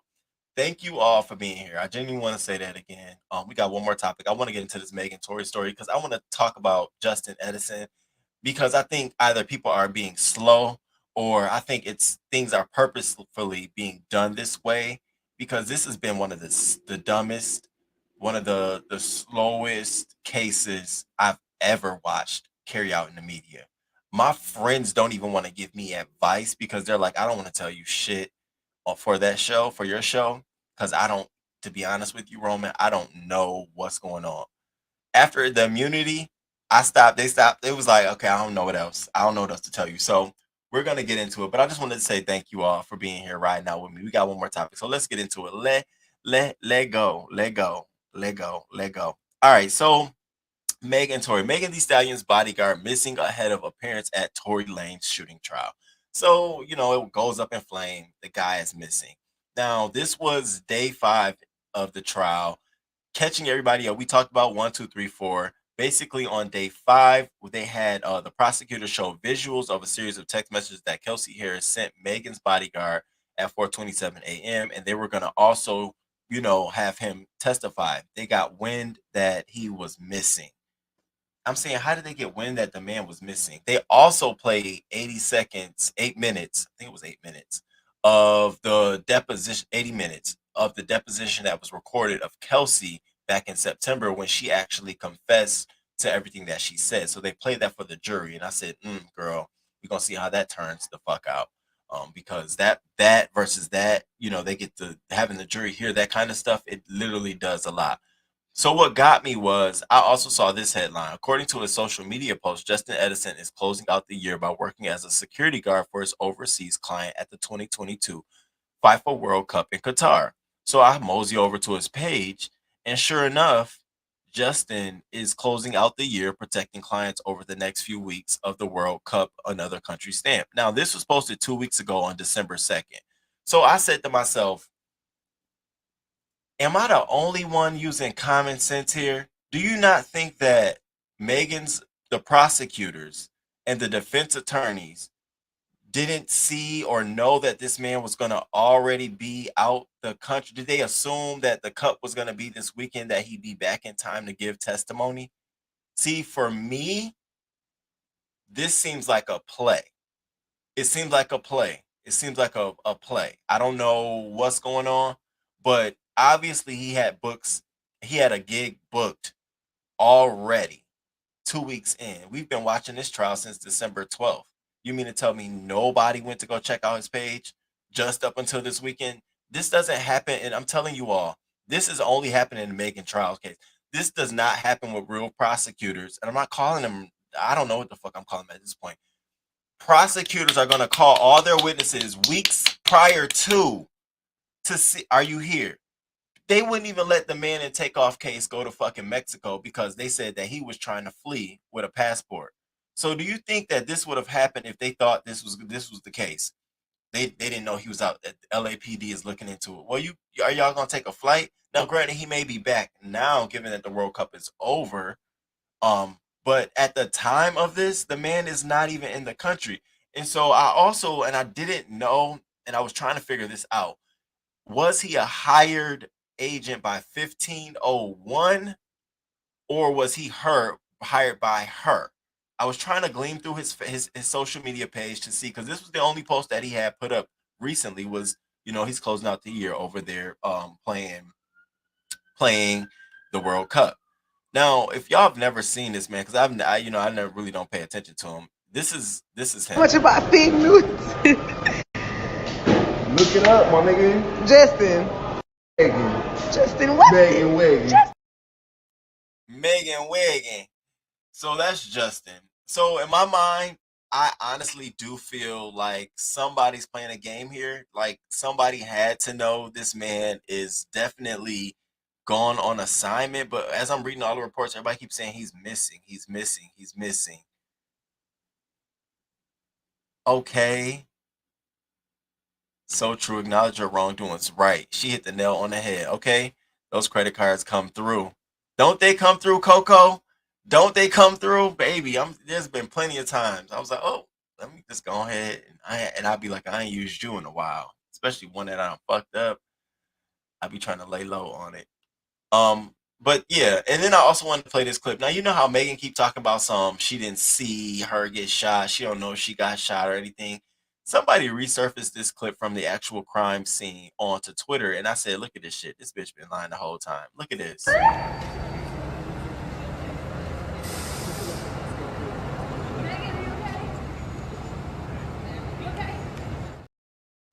You heard her, Megan. You okay?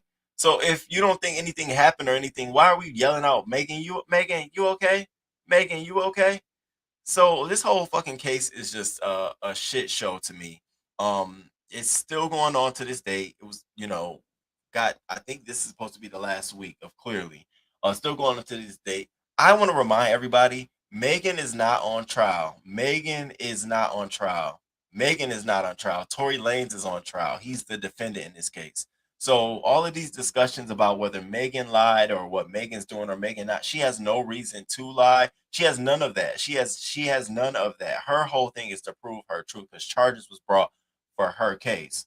You have to start looking at people like, okay, all of these other bystanders in the situation to see, okay, who might be trying to fictitious the story because the charges are brought on her behalf. Like we gotta, it's so weird because when people are talking about it, they're making it seem like there's a reason for her to manipulate the story, and she may be trying to change things, but it's hard for her to tell, talk to Kelsey behind the scenes or tell her bodyguard not to go. That's why I instantly was like, oh, it ain't her. She had her bodyguard not show up. Why wouldn't she want her bodyguard to show up? He's helping prove her side of the story. That's why I instantly said, I wonder if 1501 hired him and if they contract jobs out to him.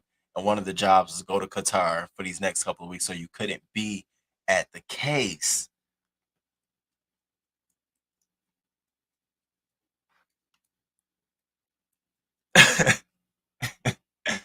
That's what I'm thinking about. I'm not thinking about, the other side of it. I hope his booking was well in advance, child. But social media has skewed this Meg been on trial. Motherfuckers didn't even want to admit she was shot. Now it's Kelsey shot her, or they were fighting over the weapon. This is a mess. It's so a mess.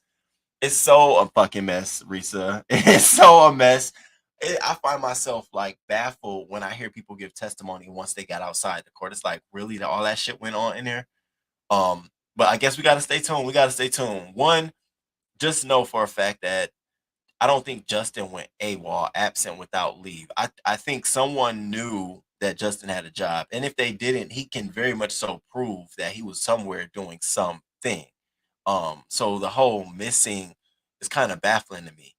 Especially prosecutors saying that because you always assume prosecutors would be on top of any witness that they would include in the case. This don't happen in normal. I'm telling you, this don't happen in normal cases. You've never heard me talk about a local news story where, oh, and so they're, the prosecutors had the witness, but it didn't show up. How? What do you mean? They'll come and say the witness is not available because they're out of the country working or doing something, X, Y, and Z. So that's why I was like, wow, here we go. And then they're saying she lying about who shot her. Another one. Even if she lied, it's up to the prosecutor. So remember, she's not on trial. May could have decided not to testify, and the prosecutors would have brought the charges. Remember, people can get charged all the time for something, and a person can say, I don't want to charge them. It's up to the prosecutor. So even if she said it's the prosecutors that will have to prove, they've already said that Tory, who's being charged for this. So whether she said, well, it really wasn't Tory, it was Kelsey, the prosecutor still has to prove that it was Tory or dismiss the case. They're not doing it. So that's what I'm saying. Even if Meg was out here lying, she's not on trial. Tory's on trial. You got to focus on what is being applied to Tory because nothing is going to happen to Megan. unless after this he countersues her if he comes out wrong for emotional distress or some underhanded type shit. But no, this is a shit show. This is a complete shit show of a show. And this man has facing what 25 years, and the way this is going out is unbelievable to me. So I'll stay tuned. I'm definitely gonna stay tuned. Especially I want y'all to stay tuned so we can have these conversations about it because I'm just baffled all the fucking way around. Um, Thank y'all for being here. Shout out to the crew. Shout out to y'all. We covered a lot of shit. We talked about Lyfe Jennings and his performance. I cannot believe this man went up on the stage, y'all, and this is how he sound. First of all, here's my thing. You have to understand that when you're in an arena, it sounds different. Y'all may think it sound bad, but it's really it sounds different on the stage. So check.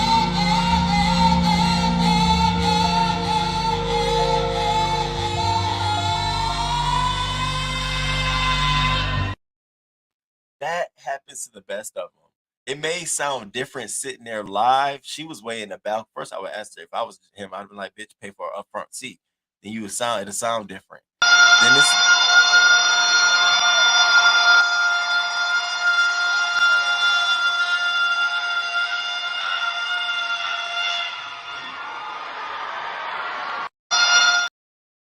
Well, due to that, he got some dragging. So we talked about Lyfe Jennings. We talked about the club Renaissance parties that were been going on this weekend. I showed a couple of clips. It's cute. We all still want Beyonce to be there. Talked about Lil Duke from YSL, his plea deal, Slime Life plea deal. The plea deals are coming, you all. I told you that from YSL. And yes, they are going to use all of that as evidence against Young Thug. Now, how they proceed to do that, because they can't use the testimony. So when people tell you they can't use the testimony, you can't use the testimony, but what you can do is aggregate the data.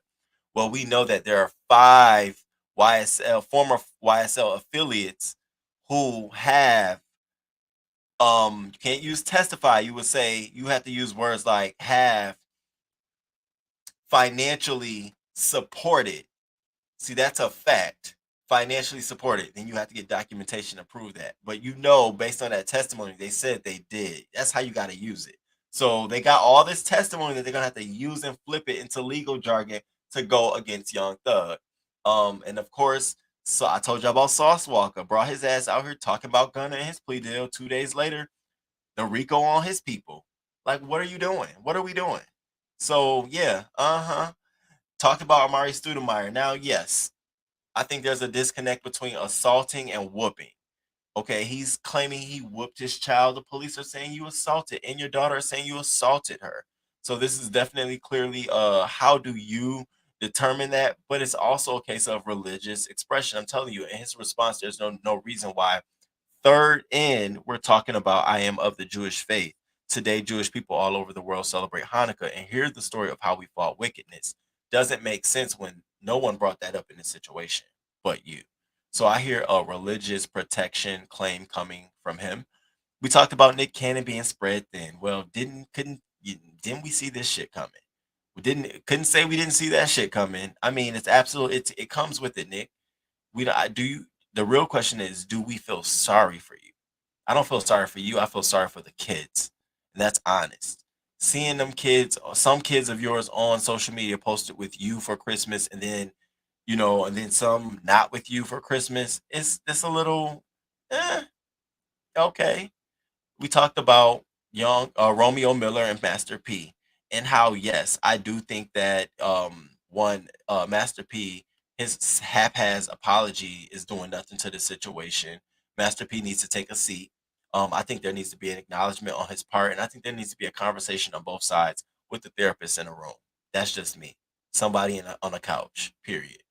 Um, I think we talked about Jermaine Dupri and Bow Wow. I think Jermaine Dupri was valid in his claims. Nigga, if he said he helped create 106 in Park, what is it to you? Because he did help create you, Bow Wow. But of course, Bow Wow, Miss Panties, came out here doing her thing. So we'll stay tuned. But I think I think Purple Peach or Risa said in the chat, there are some deeper issues there. And then we closed out on the Megan Tory trial and how Justin Edison appears to be in Qatar, or he may be back now that it's over. and we may now see him pop up this week. But the whole missing thing was like, okay, it's clickbait. Like, let's like figure out what's going on here. So that is the show I have for y'all. We got 6 minutes left on the clock. Okay, we did the show. We got it right in. Okay. Oh. Correct, King Roman. Tori is on trial, not Kelsey. They have to prove without a shadow of a doubt that he's the culprit. And that's it. Period. So when you hear people be like, oh my God, so, they saying Kelsey got her handprint on the gun, Kelsey may be the shooter. I don't give a fuck if y'all said the driver was the shooter. In the court of law, that's not how it happens. You either proceed with charging this man or it's done. That's why the burden of proof before going to court is heavy. So that way you don't have situations where it's this. Then they gotta go back again and recharge someone else. So that's why I'm saying, like, they be saying like, oh, the gun, this person. You all, us media, us some folks who we're the ones trying to be detectives and say, oh, maybe Kelsey or maybe no. Well, even if we say that shit don't matter, it don't matter. All that matters is they got to prove that Tory Lanez is the one who did the shooting, pulled the trigger, and all the evidence and everything they talk about has to direct attention towards that.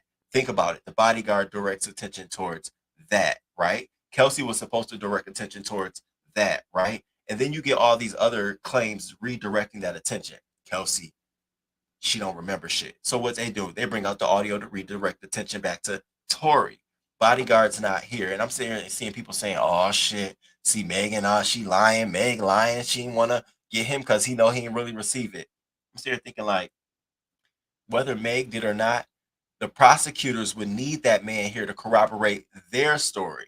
So it ain't up to Meg to do shit or anybody else to do shit. One thing I assume was, did he get booked over there by 1501? Entertainment company, does he work with them? Because it's strange for a prosecutor not to know that their client is out of the country, or somebody that's trying to testify on their behalf is out of the country. Kelsey wasn't out of the country. So it leads me to believe that maybe this was a last minute gesture. Hey, we'll also add him in, but it's really messy. That's some nasty. That's some messy shit. They don't do that in a court, y'all. That's messy. She was never shot. The hospital never said bullet wounds. They said bullet fragments. Yeah, hell, she was in heels a month later. Oh wait, Tiana, the hell, y'all want to hear it again? Y'all want to hear? Listen, this is him at his show. Okay, this is him at his show, man.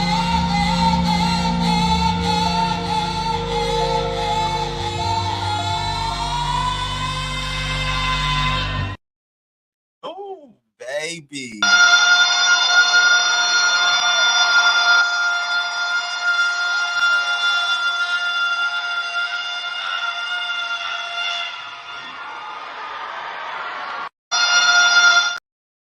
Oh, wee.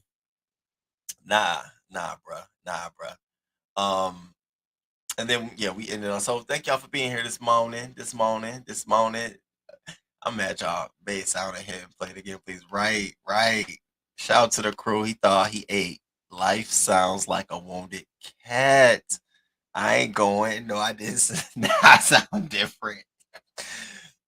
You have a wonderful day too, and I like your hair, by the way, and how you let your beard. Oh, thank you, Zaire. Yeah, I'm loving. My hair is growing on me. I remember I told you I was scared about work. Then I get to work, I wear it like this. Oh my god, I love your hair. I was like, for real. And I was telling them, I was like, y'all don't understand. I would have been did this. I just didn't know, But fuck it. It taught me a lesson. Be you, do what the fuck you want to, and just let people consume it and figure it out. Lesson learned. I learned that lesson. That was a lesson I learned this year. I can definitely put on my calendar. Y'all know how long I wanted to do something to my hair. I'm talking years. Finally, I just did it. Oh my! Did you? Wanted to touch it. You know me, not the touching. I'm like, yeah, I dyed it though. I passed. Y'all are not right. Tiana, oh my god, he sounds like someone choking a cat. Sounds like CeeLo. That's one concert I know I have never been to. Don't desire. Dang a wild moose. The more I listen to it, the better it sounds for real. I thought it was awful before. Exactly. Maybe that was what happened to me from having to get it for the show, but it's not. I've heard some horrible mess ups on a show before, and it sounds just to me like he carried a note a little too far, overly exaggerated. And like I said, you got to go back to the replay crew if you just came in. Like I said, if you look at Lyfe Jennings, his response To Mario, it's all in the response. It's all in the response. His response says, Mario, that's why I don't fuck with the rappers. R&B niggas be fake as fuck. So much I could say, but my numbers speak for themselves and my rep do too. And to me, I looked at that as you a R&B nigga. You know how it goes when you carry a note in a smaller closed space. It go on for it. And when you feeling it, nigga, we be drunk too. We ain't like rappers where they can rap and they ain't gotta worry about carrying a note. Like relax. That's how I got that. And I picked it up from him. So but we'll see. Wait till Mario's day come because Karma's a bitch. Karma's sitting right on the floor looking at him like your day gonna come soon. Um, but shout out to the crew. We hit our 2 hour mark. Thank you, M. Renee. Thank you for being here. Hit that like button. Hold up, hold up. Can y'all hit that like button, please? Everybody make sure y'all tap that like button for me. And I will see y'all on the flip side. We got some local news stuff to get into. I want y'all to go look at this story because I don't know if I want to talk about it, but this mother got caught cyberbullying her own fucking daughter, y'all. The girl had went to the police to report that she had been getting harassed and threatened. Police had to launch an investigation, couldn't find out. They pulled the FBI in. First thing the FBI did was they went to go look at the IP address of the person harassing the girl. Why it came back to her own house. I said, I can't. So tomorrow we're gonna talk. We gonna talk about a story. I'm gonna pull it up. We're gonna talk about it. Other than that, thank y'all for being here. Y'all have a great rest of the week, and I catch y'all on the flip side. Purple Peach, crazy as hell, crazy as hell. Now, I feel like I did not use the word of the week enough. Remember, the cash prize is $100 on Friday. I know I'm having a Friday show on Friday. $100. You just guess the word that I've been using the most this week, and you drop your cash app, and $100 is yours. Go out and shop this week or last minute gifts. So that's your gift to yourself. So I need you to be here with me all 3 days today, another day, and Friday for that holiday giveaway. And that's my way to say Merry Christmas. If you celebrate it, if you don't, happy holidays. And I'm looking forward to a great year with you. And on the flip side, y'all, until next time. Wait, can I even do it? Let me see if I can do it today. Because I always be wanting to play the song without having to like not be live. Let me see if I can play the song.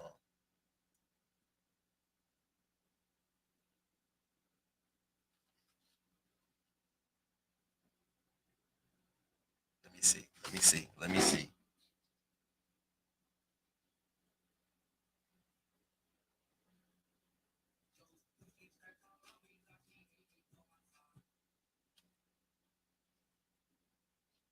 All right, y'all. We can play it.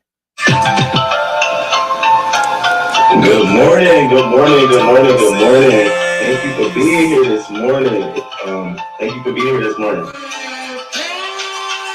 Hey. Shout out to Duchess Kelly Love. Follow him on his new. Hold up. Follow Duchess Kelly Love on his new channel, DKL Everlasting. I'll share it on my community wall today. Check out DKL Everlasting. Shout out to DKL. Thank you for this lovely song, baby. Thank you. King Roman News. King Roman News. King Roman News. King Roman News.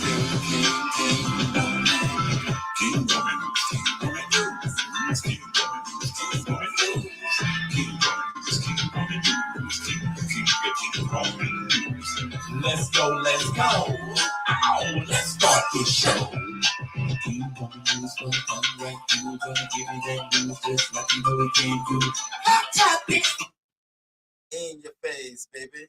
King Roman knows his place, baby. Hold up. Why is it not playing?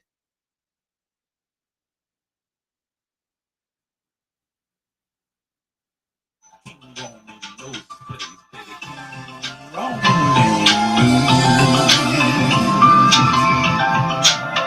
Good morning, good morning, good morning, good morning.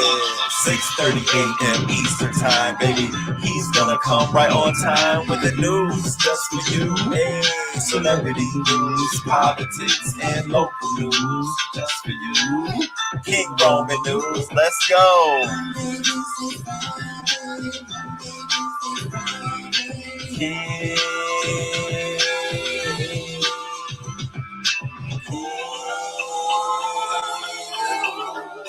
Come on.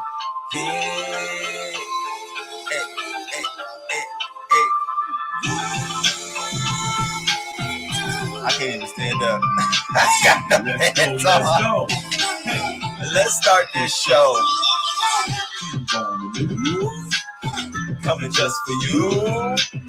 King Roman News. Hey, hey, hey, hey. Sunday, Wednesday, Friday. Hey, hey, hey, hey.